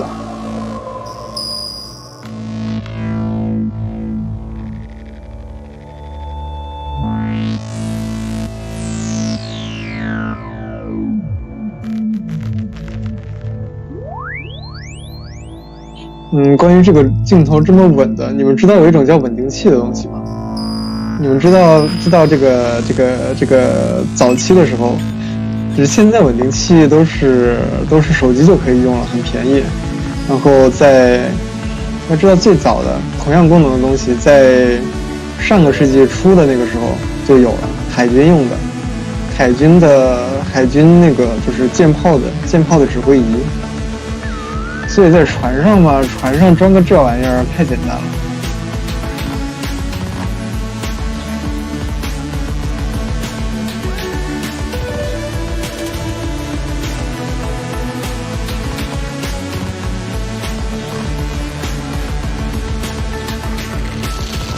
欢迎大家来看堪巴拉太空计划，我们是不是可以数一下堪巴拉太空计划跟实际的情况哪儿不一样？首先呢，堪巴拉太空计划没有风，其次堪巴拉太空计划它的海水没有浪，然后呢，堪巴拉太空计划的海水密度大的很，基本上没有任何东西可以沉到堪巴拉太空计划的海水里面。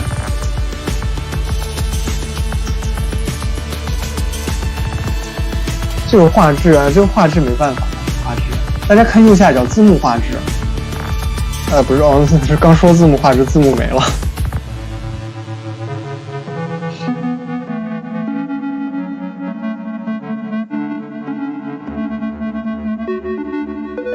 而且大家有没有发现这个飞船看上去越来越大？有没有发现这飞船看上去越来越大？有就对了，因为回收船离飞船越来越近啊。小艇没了，对，小艇还真没了。现在看到画面已经切到了指挥中心，画面切到了指挥中心是几个情况呢？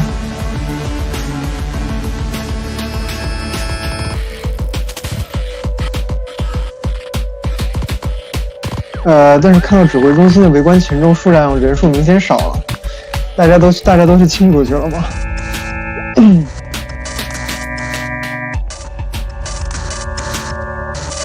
泡水膨胀的什么鬼？什么东西泡水会膨胀？反正飞船泡水不会膨胀。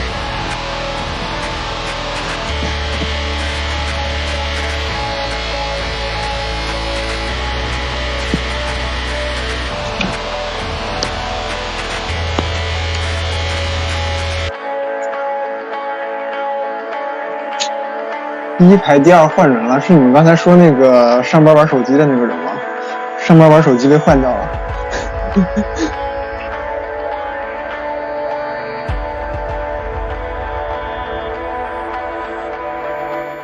So we're going to take a quick break from the operations because right now we have Benji Reed. He's the director of the Commercial Crew Mission Management here at SpaceX.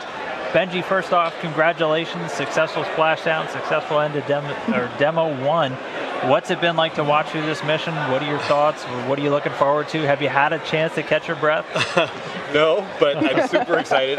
Thank you for having me up here. To be honest, I'm kind of shaking, and I'm super, excited. It was an incredible journey to get to this moment. The teams have just done an amazing job, both the SpaceX and the NASA teams jointly. It's fundamentally, this is like a great day for the nation, for SpaceX, for NASA, for all of us, really for the world. I think it was Anne who said this is the first time in 40 years that we've have a spacecraft designed for humans to fly. And not only did she fly and go to the space station, do everything she was supposed to do, but we brought her home safe and sound, landing here in the Atlantic. Just amazing. I can't believe how well the whole mission is done. 那行吧，现在其实刚刚那个大家说没有领导讲话也不对，现在这不就是领导讲话吗？现在正在被采访的这个人就是来自 SpaceX 的一个算是一个领导吧，就是他是管 SpaceX 载人航天任务这一块的，然后那堆套话就不翻译了吧，就无非是什么对全人类啊，对这个美国啊，对这个 SpaceX 啊，这都是非常重要的里程碑性质的这些领会精神就好。SpaceX, we're here. We're just super honored to have the opportunity to have done this mission, to have worked with NASA, to work through this. And Demo 1 is fundamentally this first major milestone in our process towards certification. I always like to remind everybody that, this is a whole system, right? There's Crew Dragon, but there's the Falcon that's going to be certified to fly humans. There's also all the ground systems, the operations. 在这儿呢，他还提醒大家，这个事儿不要只关注飞船，因为这是一整套系统，整套系统里面包括这个飞船，包括猎鹰9号运载火箭，还有包括整个他们地面上的团队。他们通过这样的一次任务之后呢，就是整个所有的团队、所有的设施。就都是被认证为可以执行载人航天任务的了。When you're on the ground is how fluids work in microgravity. So things like the prop system and all of the propulsion. And what's amazing is that worked perfectly, just like we expected. We got to station, we docked. And, it's the first time, I think, in history that a commercial vehicle and also an American vehicle has docked autonomously to the International Space Station. So that's just super cool. Loaded with all kinds of sensors, all kinds of tests that we did. We met Ripley. Yeah. We got to see, she's loaded with sensors so we can understand exactly all the forces that will happen on the crew as they come, as they're launched and then sent to station and come home. We got to meet the Little Earth guy. I heard he's going to stay on station. Yep. And so that'll be for Bob and Doug to retrieve. 说为什么傻笑的？刚刚最后一段傻笑就是他们提到了那个小地球，就是那个蓝色的那个小玩偶，那个小布偶，它留在了国际空间站上面。And then again, like I said, just beautiful parachute deployment. Everything the way we expected. All of these gazillions of tests that we've been doing on parachutes. All of the analysis and work that we've done on understanding the aerodynamics of reentry and coming home. Everything's just wonderful. The important thing now is we take all of this data that we've learned. We love data. We love data, right? I mean, fundamentally, we're engineers and engineering-driven. 然后最后这儿说的最重要的事情就是他们拿到了这次飞行全程的所有数据，然后他们是工程师，所以他们很在意数据，这是一种工程师驱动的这样的一种模式，所以这个事儿很重要。Ultimate goal is to be able to continue to staff space station, right, and provide astronauts rides up to space. 然后现在切过来的这个两个画面，左边的画面就是回收现场，飞船的回收现场。So we finished demo 1, huge milestone. Next up, we take that data, we apply it, we learn from it, and we're going to go to our in-flight abort test, similar to that pad abort test that we did a few years ago. Except this time we put the Dragon. It'll actually be the same Dragon that we flew on demo 1. We're going to take that and put it on top of a Falcon 9, launch it, get it going super fast, get it to test conditions, and then 然后提到之后的下一个任务就是一个叫做飞行过程中的逃生任务，就是跟之前的发射台逃逸任务差不多，但是这次他们会把飞船，而且实际上就是现在大家屏幕左边看到的这一艘飞船，同一艘飞船，装到一枚猎鹰9号火箭上，把它加速到一个足够高的速度高度，然后达到实验条件，然后开启逃生设备，把飞船弹出去，然后降落伞着陆。Which we're just also excited about. You know, it's important to take a step back and think about all of what it took to get here, all the work from all the joint teams, NASA and SpaceX, all the support that we've had from friends and family, and really I think the most important thing is that on behalf of all of the 6,000 people here at SpaceX, we really want to thank NASA, we want to thank the space station, the international partners, and thank the American public for their support and partnership as we go through this. We're really proud to be part of this endeavor. Thank you for being here with us. It is early Friday morning here in Hawthorne, so for those of us that work here at SpaceX, we still got a full workday going, and obviously we've already been working on Demo 2 for a while, even though today was the Demo 1 day, so I'm sure that you, like me, will continue our work on Demo 2 for the rest of the day. I'm going into meetings to start talking about the next steps that we've already been working on Demo 2. So. Exactly. Well, thank you so much for being here with us. Congratulations to your team as well on the success of the last week. Really, it's been awesome for us to be able to share the hard work of all SpaceX employees with the public. So with that being said, thanks for being here. We're going to take a quick break as we bring you more coverage of the recovery operations, which you can see is ongoing on your screen there on the left. 切到了整个现场大的画面，而且看到回收船已经开到了离飞船非常近的一个位置，而且看到现场的快艇上的工作人员已经把落地的时候正好盖在飞船上的降落伞拿掉了，已经看到飞船的本体。整个看到了是在载入大气层的过程当中烧黑的状态。怎么改测色板了？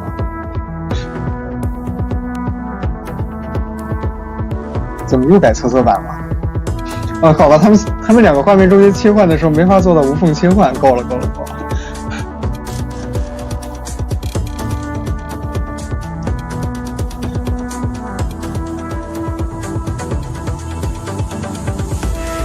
然后这边画面切回到控制中心，切回到在加利福尼亚州的控制中心。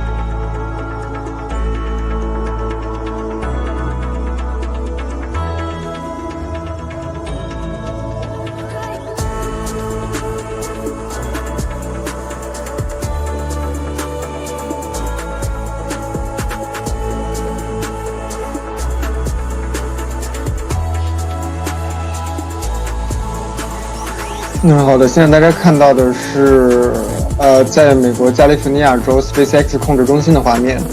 现在直播的是第2代龙飞船第一次飞行实验中的回收部分。这艘飞船已经完成载入大气层，并且已经安全地着陆在了大西洋中，现在就等着回收船过去把它捞起来。我们希望随时能把画面切回到大西洋中。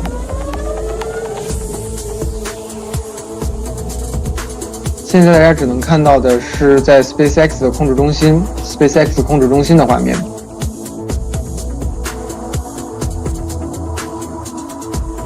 实际上，这个时候对于控制中心来说，他们的任务基本上已经完成了，因为已经没有什么他们能做的事情了。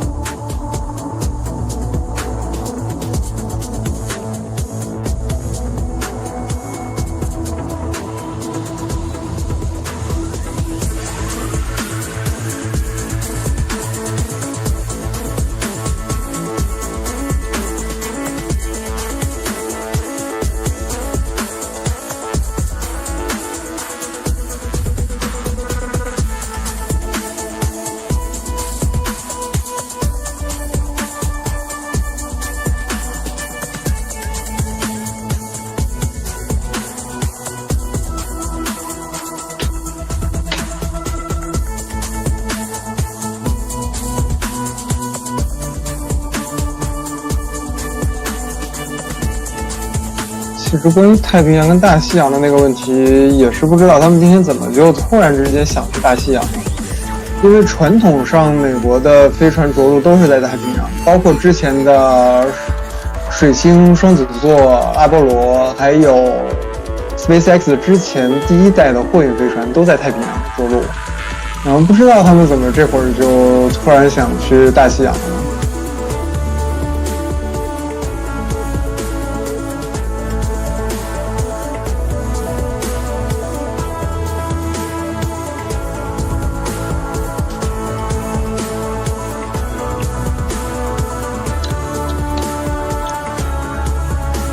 关于回收要不要这么多人？回收当然控制中心不需要这么多人，但是飞船返回可是需要这么多人的。飞船从太空中返回的过程中，那是实打实的轨道机动，实打实的要开推进器的，而且今天的推进器总共烧了有15分钟20秒。我突然好奇它那个推进器是怎么冷却的，因为一般这种小的姿态推进器都是辐射冷却。辐射冷却说的更明白一点就是没冷却，所以它能烧到15分20秒还没问题，它肯定是有冷却。这事儿回头可以查一下。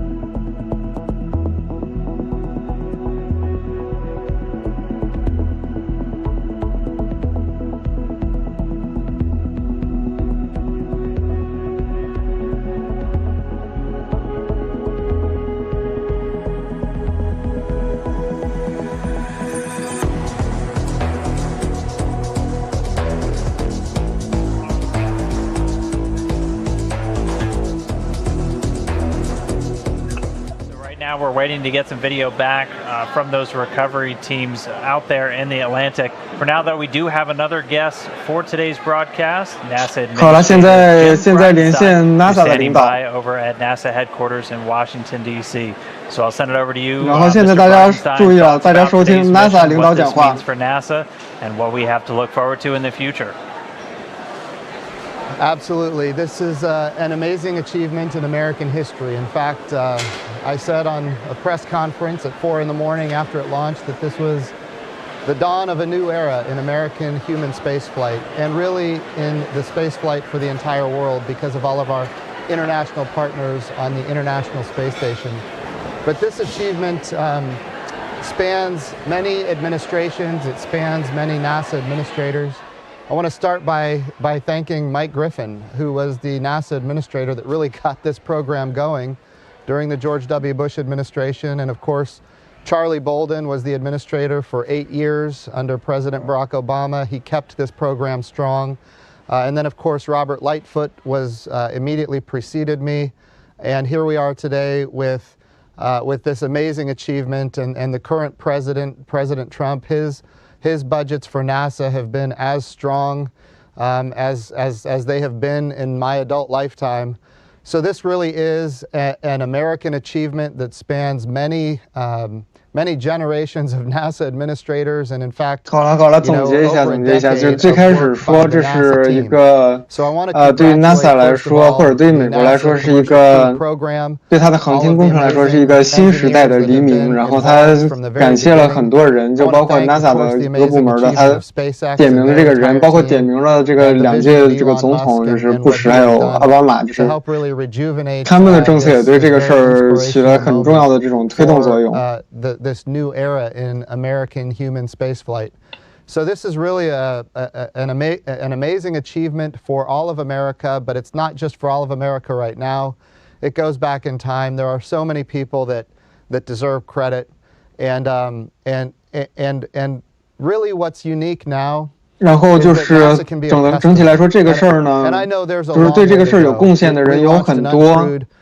然后这个比较有意思的一点就是 NASA 到今天它也这个事儿说明了 NASA 其实也可以成为客户意思就是说之前 NASA 都是提供这个航天运载服务的，然后到今天 NASA 变成别人的客户了。Where we are launching American astronauts on American rockets from American soil.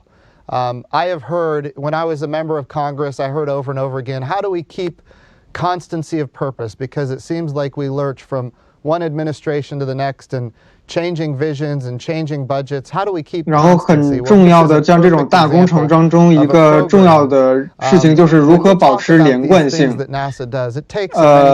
如何保持连贯性，然后这个 SpaceX 的这次载人飞船的项目其实就是一个很好的一个证明。It is important. But now NASA can be a customer. We can be one customer of many customers for human space flight in what we believe will be a very robust commercial marketplace. 对于 NASA 来说，他们之后会有很多个服务提供商然后这些服务提供者的话，他们之间会是一个竞争关系。The idea that we can reuse rockets and drive down cost and increase access to space, just an amazing capability for our country, an amazing capability for the world. 这个事儿对于美国，然后对于他们来讲都是很重要的。就是好像他们现在大家可以重复使用飞机一样，如果他们有一天可以重复使用飞船。This is an amazing achievement in this path. To really a sustainable return to the moon. 然后之后的话，他们其实离重返月球已经不是很远了。We're driving down costs for low Earth orbit. We're commercializing low Earth orbit, not just with launch, but also eventually with space stations, with human activities. 然后对于低轨的任务来说，他们现在致力于把低轨任务商业化。然后这样的话，低轨就可以完全商业运行，他们 NASA 就可以。NASA 还有 NASA 的低轨空间站就会成为一个就是其他公司的客户，这样的话他们就可以把纳税人的钱用到其他的地方上去。Really grand vision, but this is no small piece. This is an amazing achievement in the history of the United States of America, and it just really exemplifies. 这个事儿也是证明了，如果他们能在同一件事情上一直坚持，然后他们能做到什么？其实他讲 constancy 这个词的时候，我突然想起来中国的领导人曾经说过一句话：“我们不折腾。”其实说的是一个事儿。We are still waiting to get some views from all the recovery teams. They are still in that recovery process. Again, we expected it to be between 30 minutes and an hour until they get the Dragon capsule back up on the boat. So before we do get those feeds back, we're going to head out to JSC real quick, the Johnson Space Center in Houston, where we have a few more folks standing by, including Steve Stitch, who is the Deputy Program Manager for NASA's Commercial Crew Program. We also have Mike Hopkins, a NASA astronaut, and one of those astronauts already assigned to a future Dragon mission. And then Mr. Kenny Todd, he's the Operations Integration Manager for the International Space Station. So guys, I'll send it over to you real quick. Offer us your thoughts on how this mission's unfolded and what's ahead in the future. Hey, thank you, Dan. Hey, it's great to be here representing the Commercial Crew Program. Just what an outstanding day to be part of our program. You know, we left our contracts in 2014 for these first missions, and to sit here today and talk about Demo 1 and how great the flight went and what we're going to learn from it, it's just amazing. I'd like to congratulate the SpaceX team, a phenomenal job getting the vehicles ready and executing the flight. Our whole NASA team that worked the mission. And if you just think about the enormity of what happened in this flight and all the prep that went into it, getting the pad refurbished at 39A, getting the flight control room set up, getting the vehicles built, getting the Falcon 9 ready, all the analysis, all the mission support that went into it, the sims and the practice leading up to this flight over the last year or so. Just been a tremendous job. I would say one of the things that we learned during this flight is the great 我觉得这堆套话的话，我懒得翻译，或者说我翻不动，连着盯1个小时翻不动了。然后弹幕在问中间的穿蓝衣服的是航天员吗？是，不是这次的，是下次的。不是下次的吗？是下次的吧？不是下次的，他做这干嘛呢？Space Station program did a phenomenal job supporting our program while we were docked to station on the way to station. 中间是蓝翔的代表，不能穿着蓝衣服就是蓝翔是吧？Great opportunity for this mission. The last 24 hours have been exciting for us. You know, we closed the hatches yesterday around noon, got into the undock today about 1:31 a.m., did a few small separations to get away from station. If you watched that on NASA TV, that was flawless. Did about 3 separations to get down below station. Executed the deorbit burn at about 6:52 a.m. Central Time, and then landed at just a few minutes ago at 7:45. 这边现在这个是在总结这次任务的过程，就是什么时候分离，什么时候降轨，什么时候着陆，什么时候回收，然后回收现场的情况，回收现场情况都很气象条件很好。然后可能需要半个小时、1个小时才能把这个飞船装到回收船上面。But then when you kind of look overall at this mission, it was a great dress rehearsal for Demo 2. We learned a phenomenal amount in the pre-launch time frame about how to load the vehicle and thinking forward to how we'll put the crews in the vehicle. You know, the ascent profile for this flight, we practiced the exact profile that Mike Hopkins and others will fly very soon, Doug Hurley and Bob Binken. We had the abort system, the crew escape system in Dragon, actually enabled for this flight, and we were 然后飞船上的系统里面有一套逃生系统，然后这次的话，他们可以拿到逃生系统相关的数据，就是逃生系统触发这个逃生系统相关的数据。The vehicle really did better than we expected. 主要是传感器。The rendezvous was phenomenal as we came in, checked out those sensors. The link to space station work. 然后在跟空间站对接的时候也是，空间站对接的时候也是检测各方面的传感器这种仪器设备的状态。因为这次装的也是新的对接口。Demo 2 and then the Crew 1 and other missions. And then we did a robotic survey of the vehicle to look at the. 然后在对接中间还对飞行员不是飞行员是飞船的外部进行了检查，来确保飞船外部的隔热层状态良好。Where we've been in operations in that sprint, I think Kenny would probably tell you the same thing. It was just a phenomenal job by the team. And then of course today, you know, the undocking, watching how those systems performed, that went flawless. It's a very tight sequence between undocking and the deorbit burn, how the nose cone performed, how the deorbit burn was executed, and the entry was phenomenal. We did have Riley on board, a test dummy, and that's going to give us a lot of important data for the accelerations during both the ascent phase and then the entry phase under the parachutes and then landing. So we'll collect that data and look at that. You know, over the next few weeks, we'll be doing post-flight reviews. In fact, just next week, we'll have one for the launch vehicle and the ground segment at KSC. We'll start reviewing that. 然后在之后的几个星期里面，他们会对这次任务做出进行回顾，就包括这次任务的地面部分和这次任务在太空飞行的部分。 And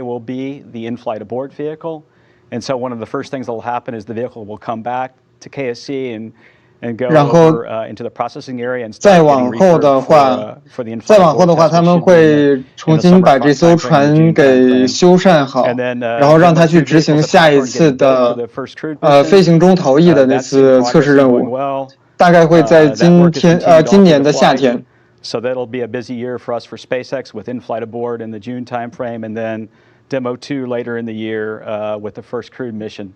I don't think we saw really anything in the mission so far, and we've got to do the data reviews that would preclude us having the crewed mission later this year. And then after that, it's a busy time in our program also.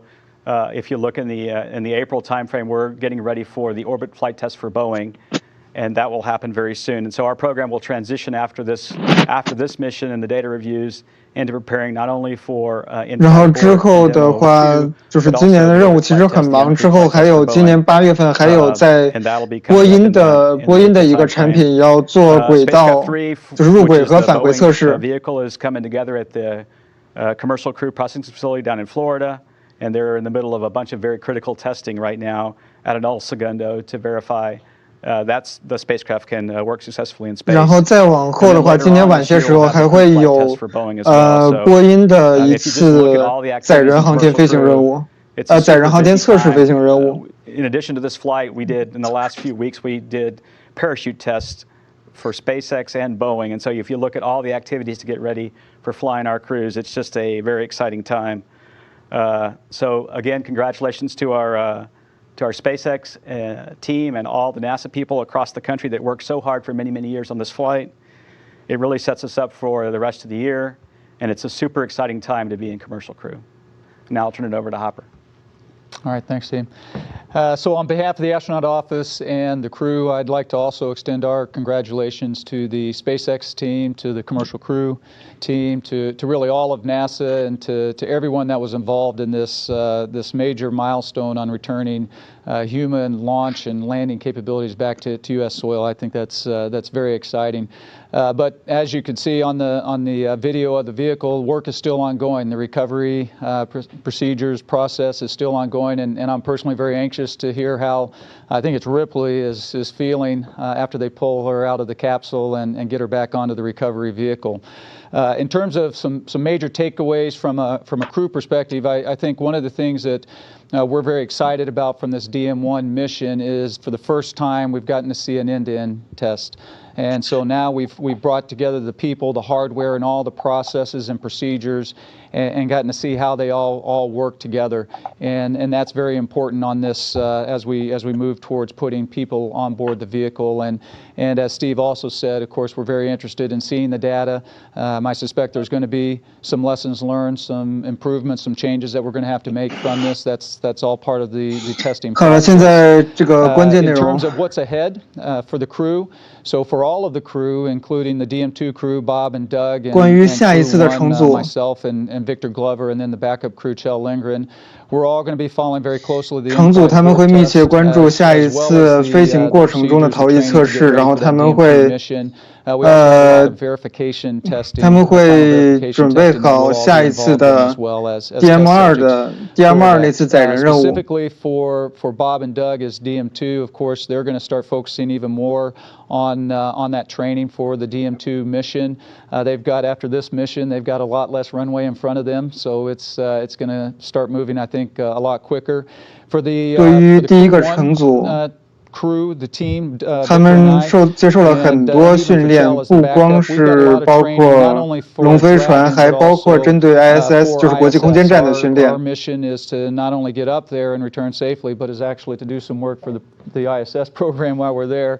And so that means we've got 就是他们要接受这些训练，然后来获得舱外行走的能力，还有包括操控机械臂的能力。 For over 18 years now, pretty amazing. So that's what's ahead for us. I guess finally I'd like to just kind of emphasize that this mission, this amazing week that we've had, is really just one small step in this very methodical build-up. 然后整个对他们来说，这一个神奇的这一个星期，对他们来说呢，只是一小步，只是整个对于他们还有对 SpaceX 这个公司来的整个。 这些项目里面的非常小的一小步。Any conversation you're going to have today with anybody around here is going to start with a congratulations, and so I'll certainly offer mine to Steve Stitch, Kathy Leaders, the commercial crew program, just a phenomenal effort.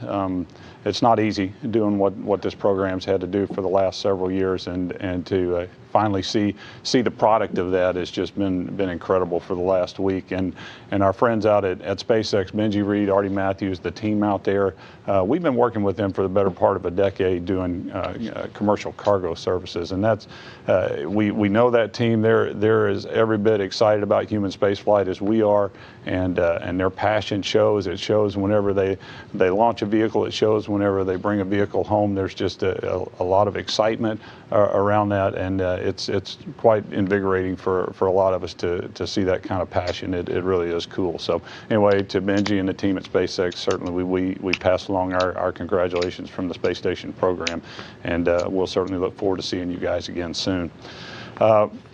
As far as the milestones, the things we got to do while the Crew Dragon was on board, one of the things from a station program that we were really looking to do was to check out the interface that we installed here a couple of years ago on the front end of PMA-2 to ensure that our latches worked properly, interfacing with the Dragon. 好了，现在这边这个是 NASA ISS 的人在除了前头那堆废话之外，现在说关键的是，对他们来说很重要的一个事儿就是他们这次检测了几年前装在空间站上的那个对接适配器，就这次用的那个对接适配器，然后检测下来是没有什么问题的，所有的东西工作都一切正常。Up on the Node 2 Zenith port, which will give us two ports to dock the commercial crew vehicles, and so we're excited to get on with that activity later on this year. So as far as the team, I talked to our team earlier this week, and I said probably in about a week from now we'll forget that we had a Crew Dragon on board just because of what lies in front of us, and that is we have a new crew coming up later. 然后他说这个空间站上的航天员可能过不了多久就会忘记他们这个星期有一艘龙飞船对接在上面，因为就在下周四会有另外一艘飞船会到国际空间站，那艘飞船是在拜科努尔航天发射场发射，是俄罗斯的联盟飞船。And work on the backlog that we have on board. So we're excited about that. And one of the first things we're going to be tackling as soon as we get back up to Crew 06 is a set of EVAs. We can call it a triple EVA because, like it sounds, it's a set of 3 EVAs. We're going to do 3 of them in about 16 days. And so right after hatch open, we're going to be hard at work trying to put the final plans in place for those EVAs. And then shortly after that, we've got a couple of cargo vehicles coming up. In fact, another SpaceX vehicle and also a Northrop Grumman Cygnus is coming on board as well during the month of April. So there's a lot going on. Again, we're very excited about what's happened this week, and next week we'll go tackle some of the stuff that's coming forward. But at least today and for this weekend, we want to celebrate this accomplishment with the commercial crew program and the folks from SpaceX and bask in the glow of that along with them and enjoy it. It was quite a few days here, Dan. So with that, we'll hand it back to you. All right. Thank you, Kenny, Mike, and Steve over there in Houston. Thanks for those words. And now we're going to get back to the action. We're getting some views. 现在我们应该可以，我们应该会准备看一下现场的画面。And now we're just waiting for it to make its way onto the recovery ship. Exactly. So now that Dragon has splashed down in the Atlantic Ocean, the recovery team is going to go through a number of steps as we recover the Dragon spacecraft and lift it onto the recovery ship. Now, in case if you're joining us, we'll just go quickly to the screen there, a live shot of Dragon recovery, the capsule bobbing in the sea there with the Dragon team working on those recovery operations. In case you are just joining us, the mission has gone very smoothly so far today. Dragon successfully splashed down in the Atlantic Ocean just several minutes ago. 5:45 a.m. 现在看到的是回放录像。 So, gosh, I can't 今天龙飞船回收的录像。 And about 240 nautical miles away from Cape Canaveral. Approximately 6 hours prior to splashdown, Dragon autonomously undocked from the International Space Station. 今天龙飞船最后降落在大西洋的时间是北京时间晚上9点45分。现在大家看到的是录像回放，在开主伞之前，减速伞已经打开的情况下，然后现在是开主伞的画面。Earlier this morning, at this point, Dragon was under the 2 drogue chutes, and those were responsible for all of that initial slowing down. And they also were responsible for pulling out the main parachutes, which you can see in the replay here. 充气逐渐展开的画面。 Deployed successfully. We heard from Benji and also the teams during the action that they went exactly as planned. Everything kind of happening exactly on the timeline too. But that all came after Dragon successfully re-entered the Earth's atmosphere, and those parachutes were deployed. And now, though, we're on to the final part of Dragon's journey, as it's pretty soon going to get lifted out of the water and placed onto the recovery boat. 看到弹幕里面问为什么 SpaceX 降落伞放侧面，因为正面是对接口，正面的空间被对接口占了，所以它降落伞只能放侧面。 Lovely full parachutes as they are slowing the Dragon capsule down to the Atlantic Ocean. Yeah, it's already been 45 minutes since that happened. Wow. It feels like it was just about 5 minutes ago. But yeah, that splashdown was 5:45 a.m. Pacific, 8:45 a.m. So a little bit later in the morning over there on the East Coast when Dragon splashed down again. Yeah, about 200 or so statues. 现在大家看到的是录像回放，是今天龙飞船穿过大气层下降着陆的录像回放。现在录像回放已经到了主伞打开正在降落的画面。 body, I guess you would say. Inside the suit, there's a microphone inside as well. Yeah. So this will give us lots of really cool data about the G-forces and what the test device experienced during launch and docking. 现在左边的画面应该是对，就是已经切到了直播画面。在左边的那个白点就是飞船，然后右边画面看不全的，如果没有认错的话，就是回收船。 You saw earlier that the recovery fast boats went very quickly to the splashdown point. Go Searcher, the main recovery vessel. 现在右边这艘就是回收船，它名字叫 Go Searcher. In your screen right now.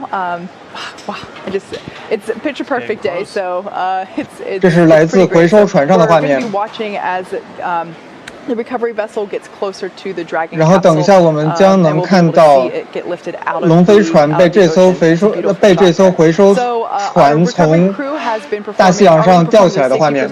The safety checks that they do after splashdown, the vehicle itself safed itself as well as soon as it detected that it was in the water, and the team made sure it was safe to approach the Dragon spacecraft. And then upon that immediate detection of landing, Dragon automatically released all of those main parachutes, and that just prevents the wind from catching them and potentially pulling or dragging the spacecraft across the water. And those parachutes also get recovered. Another one of the 在降落之后，有2艘快艇去收集降落伞来着。 Following that successful parachute cutaway, Dragon automatically saves any of the pyrotechnics still present on the vehicle. And it can also automatically perform a couple of additional minor system configurations. The astronauts, if they were on board, would remain seated. So 如果现在假设飞船上面有航天员的话，这个航天员就现在还在飞船里面坐着，还在座位上坐着，还没有解开安全带。但这是假设情况，而这次飞船上并没有航天员。 Keep the temperatures in check inside the spacecraft.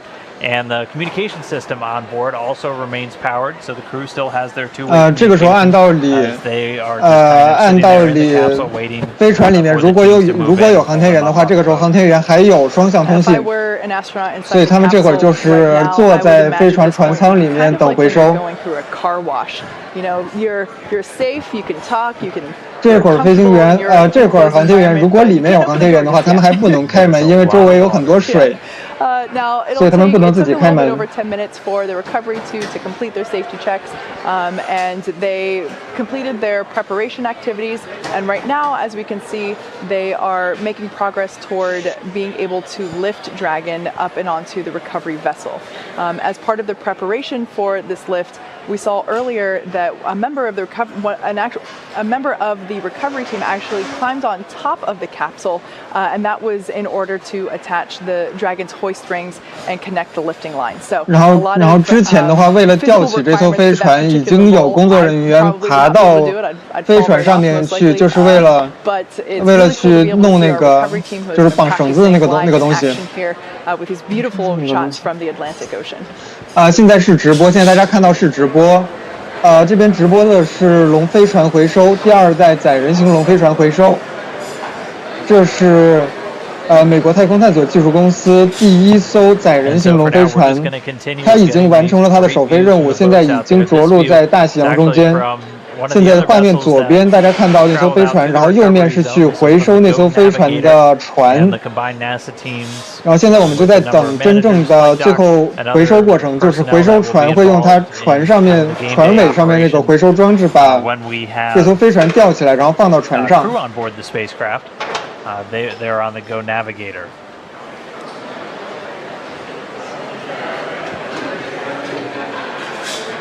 Like we've mentioned before, the ship that you see there is 然后这艘回收船上面是有完整的医疗保障系统。就假设飞船上面装有航天员的话呢，航天员就可以直接在这艘船上面做体检。这样的话就可以确保这个航天员的身体状况，就马上就可以知道。Whenever we splash down, it might take the crew a couple days to get out and back from the splashdown point, and so the ship is also capable of housing the recovery crew for a couple of weeks, realistically, if absolutely necessary. Obviously, a long time to be on a ship, in my opinion, but it's fully equipped, and I've been on that ship myself, and it's just incredible to me as someone that keeps my eyes towards the sky and not necessarily, water, ocean sickness. It's just incredible to me that we're able to have a vessel like this in our fleet, really, when you think of the full encapsulation of what a mission requires. It's not just going up, it's coming back down and back onto land safely as well. And this vessel is a great example of how we're able to do that.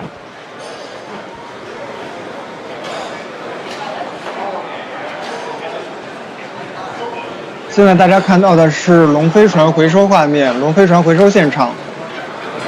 这艘龙飞船的返回舱已经着陆在大西洋中间。然后大家看到画面右边是去捞这艘飞船的船。And as mentioned just a little while ago, so this is actually a view from the Go Navigator. That's one of the 2 ships that have traveled out to the splashdown zone. One of the NASA personnel on board that ship is Shane Kimbrough, and he's actually the lead for all of the various NASA recovery teams and pretty much responsible for overseeing all the crew's needs and all their recovery, all their quarantine before launch. He likes to say I think he told us they kind of belong to him once they're in quarantine and getting ready. So he's actually joining us now via a satellite phone from that ship. Shane, thanks for calling in real quick. How's everything looking out there with Dragon Recovery? Hey, Dan. Great to talk to you from the Go Navigator. Everything's going really well. It was just beautiful seeing it come in on the drogues and then the main parachutes and then obviously the splashdown. You guys are probably seeing video now. The Go Searcher is getting pretty close to getting the capsule and getting it on deck. And so, Shane, what was the trip out there like? I know we're 刚刚听到现场的口令确认，状况良好。刚刚的口令是从旁边的这艘拍摄船，就是名字叫 Go Navigator 这艘拍摄船上传回来的。报告现场状况良好。The splashdown zone, but we woke up this morning knowing we were only a couple hours away from all the action happening. So that was really cool, and now it's great to be involved in the recovery of Demo 1. That's awesome to hear. It was one thing for us to be able to watch it from mission control. What was it like watching Dragon splash down with your own eyes, Shane?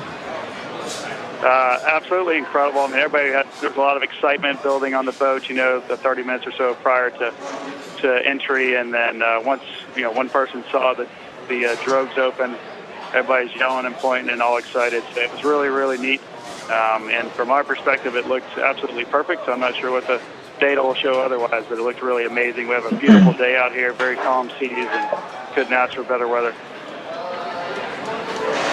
And so, Shane, obviously you didn't come down in this capsule today, but you have come down in a capsule, but on land. What's this experience being out on the ocean been like? How does that really compare from when you touched down over in Kazakhstan? Yeah, good question. As we're sitting here talking, it's been, 45, 50 minutes since splashdown, and I'm thinking, you know what, there's a crew in there, and that's a long time to be waiting to get picked up, so we'll tighten up that timeline a bit, just knowing the crew's probably not going to feel very well at this point.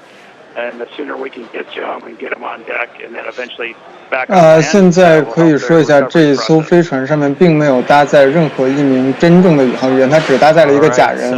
所以现在当然里面没有宇航员会着急，但是呢，现在听现场情况，他们在电话采访一个航天员，然后问他这个时候觉得里面的航天员会是什么感觉？他说这个时候感觉可能不是太好，因为他之前有在哈萨克斯坦着陆的经历。然后这个时候你知道外面有一个团队，但是你就得在飞船里面坐着，然后等回收，这个过程还挺长。所以这个时候航天员的感觉可能确实不是很好。All right, well, Shane, we'll let you get back to watching all the operations. I know you got a job to do other than talking to us, but I do really 说用飞机调回来的之前，最早美国人搞反回视卫星的时候是用飞机去捞的，是 C130吧，好像是，直接后面拖一个网在空中捞那个飞船的降落伞，特别猛的一个设计。然后到后面的话，像水星号的时候，当时的返回舱也都是由一个直升机过去直接捞起来。但是这么土豪到这个程度的事情，现在不会有了，就只有当年冷战的时候才会那么干。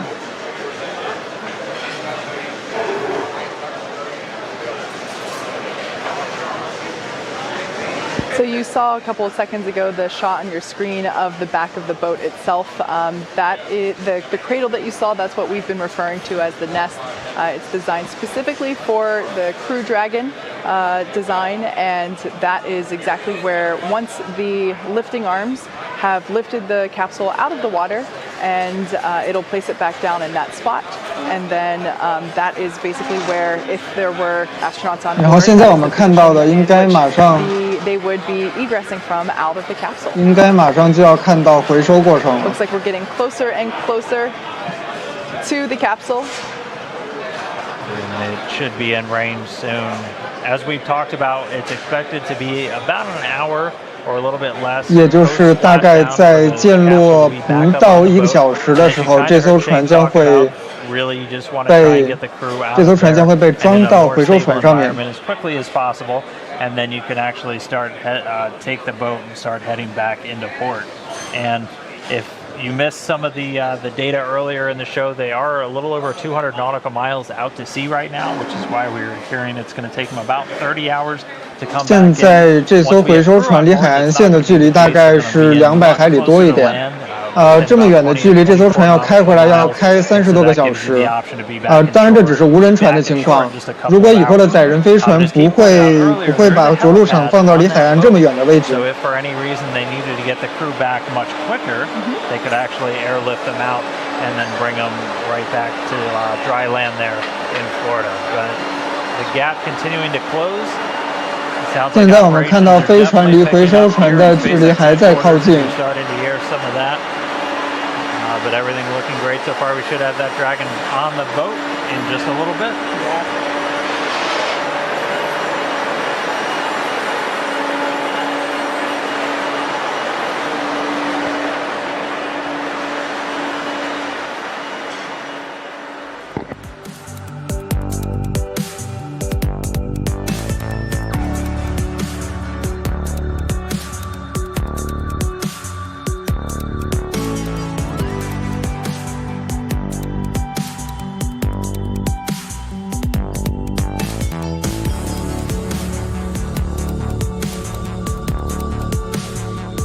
然后现在大家看到的是美国继航天飞机之后第一艘可以载人的飞船回收画面。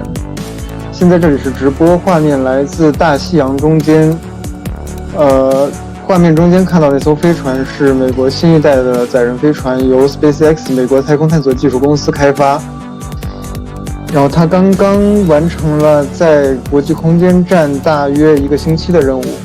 现在已经返回地球，并且降落在了大西洋中间。然后现在正在看到的画面就是一艘回收船正在准备去捞这个飞船。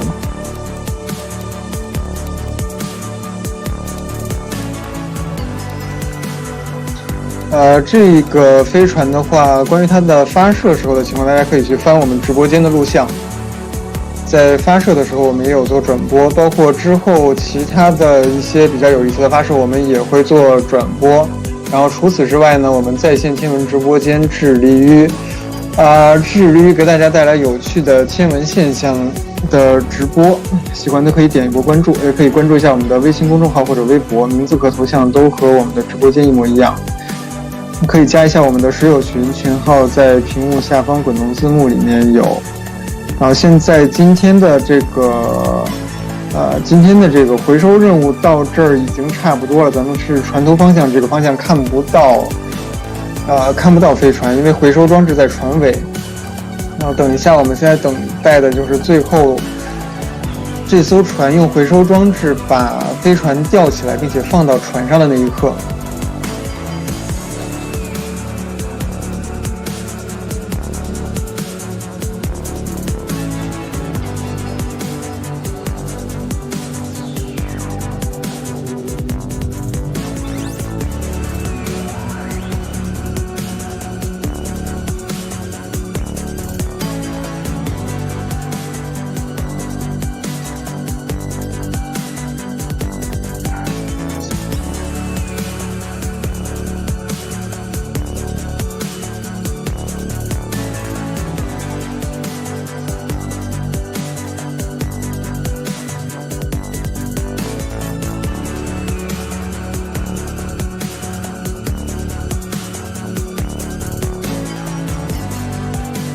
好，现在看到应该是船和飞船在互相调整位置，因为看到船的推进器或者船的螺旋桨刚刚启动了一下，翻出了水花。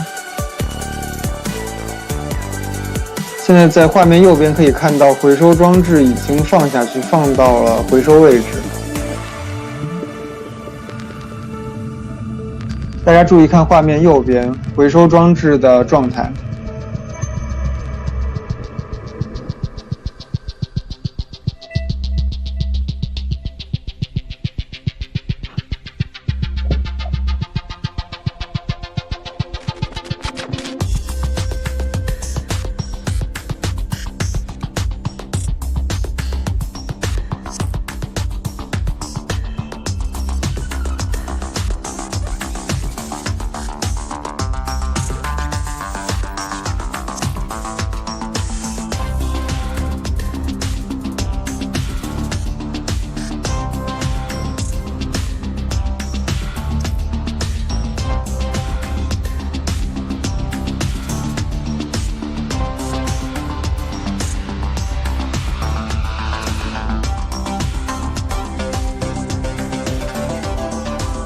现在我们看到这个回收装置已经放下去，放到回收状态。然后飞船上已经有一个工作人员在飞船上正在操作，应该是把起吊的这个缆绳绑到或者叫固定到飞船上面。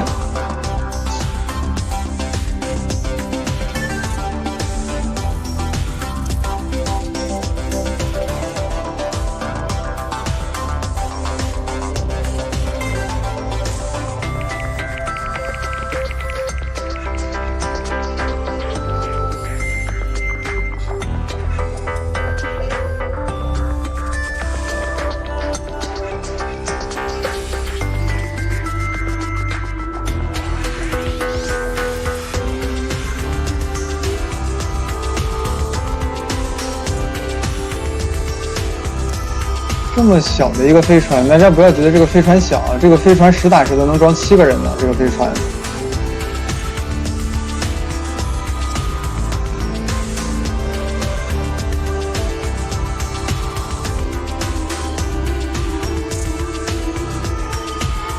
联盟发射的直播可能会稍微有点尴尬，因为联盟飞船也有一个问题，俄罗斯的发射直播信号从来都不稳。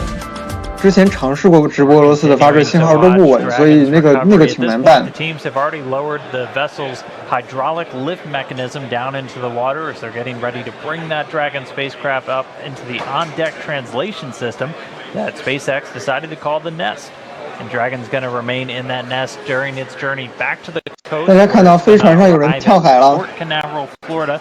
Again, we're expecting that. 没有，其实只是那个工作人员他干完了活之后回到快艇上而已。 Take them that long to make their way back because they're a little over 200 nautical miles out to sea. But for crewed missions, as we've said, the landing zone is only going to be a couple hours ride away from port.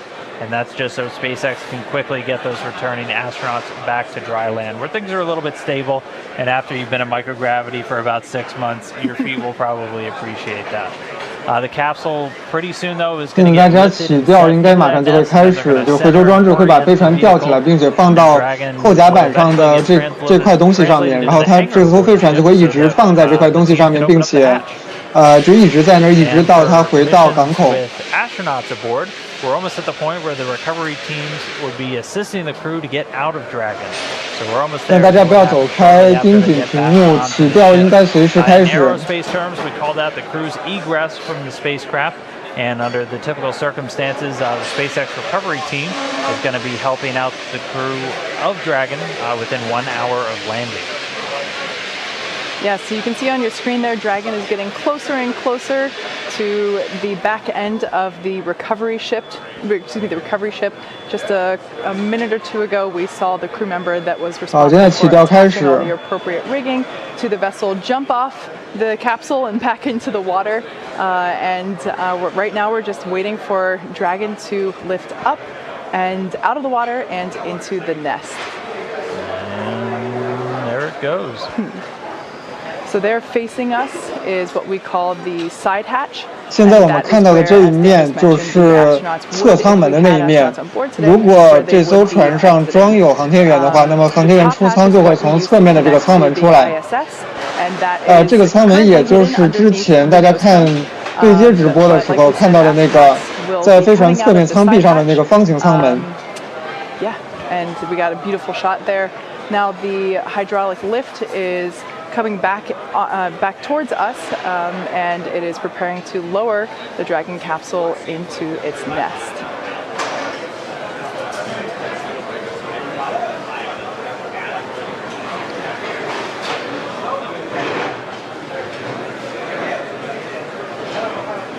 Like we said, we are treating this demonstration mission with the recovery operations as if there were actual astronauts on board. And of course, before we were would be. 然后这个时候，如果假设里面有航天员需要开舱的话，他们先要做的第一步工作就是确认这艘飞船里面的舱内的压力跟大气压力已经平衡。 Remaining folks that we have here on the SpaceX team outside of mission control are cheering with the placement of Dragon into the nest there, as you can see.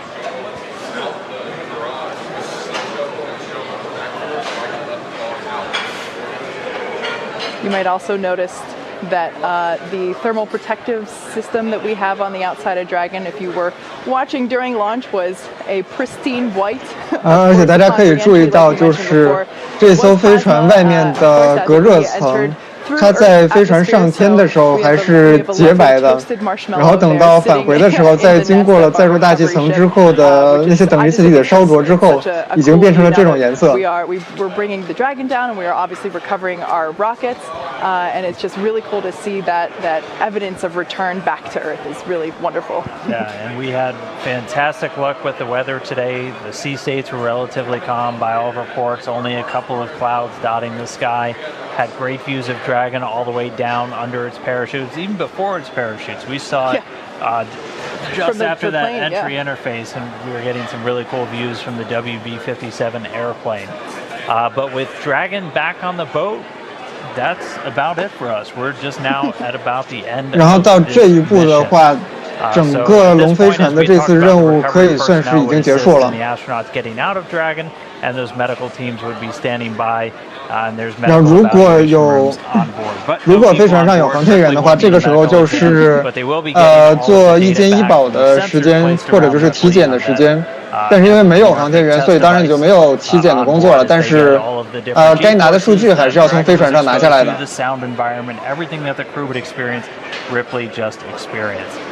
But this mission started just about 6 days ago with that early morning launch on March 2nd. We had a successful approach and docking to the International Space Station, did all of the demonstrations as expected for the mission. It was docked for the last 5 days. They tested Dragon. 然后现在主持人在回顾这次任务的状况，就是哪天发射，哪天对接，然后往国际空间站送400磅货物，然后又带回来多少磅货物，就是整个的这个过程。At 8:45 a.m. Eastern Time, 5:45 a.m. for us over here on the Pacific Coast. So it was really a fantastic mission. It's been a huge honor for me to be out here at Hawthorne to share this with everybody. 男主播电脑上的国旗，没有发现那就是国际空间站那10几个国家的国旗吗？包括那张图的中间就是国际空间站。To the International Space Station. Yeah. So as Dan said, it's been an incredible honor to share this mission with the public. All the teams are incredibly thrilled with the success of this demonstration mission, which of course paves the way for our first crewed flight later this year. Be sure to follow along with SpaceX and NASA on our social media for updates and next steps on the Commercial Crew program. Until next time, see you then.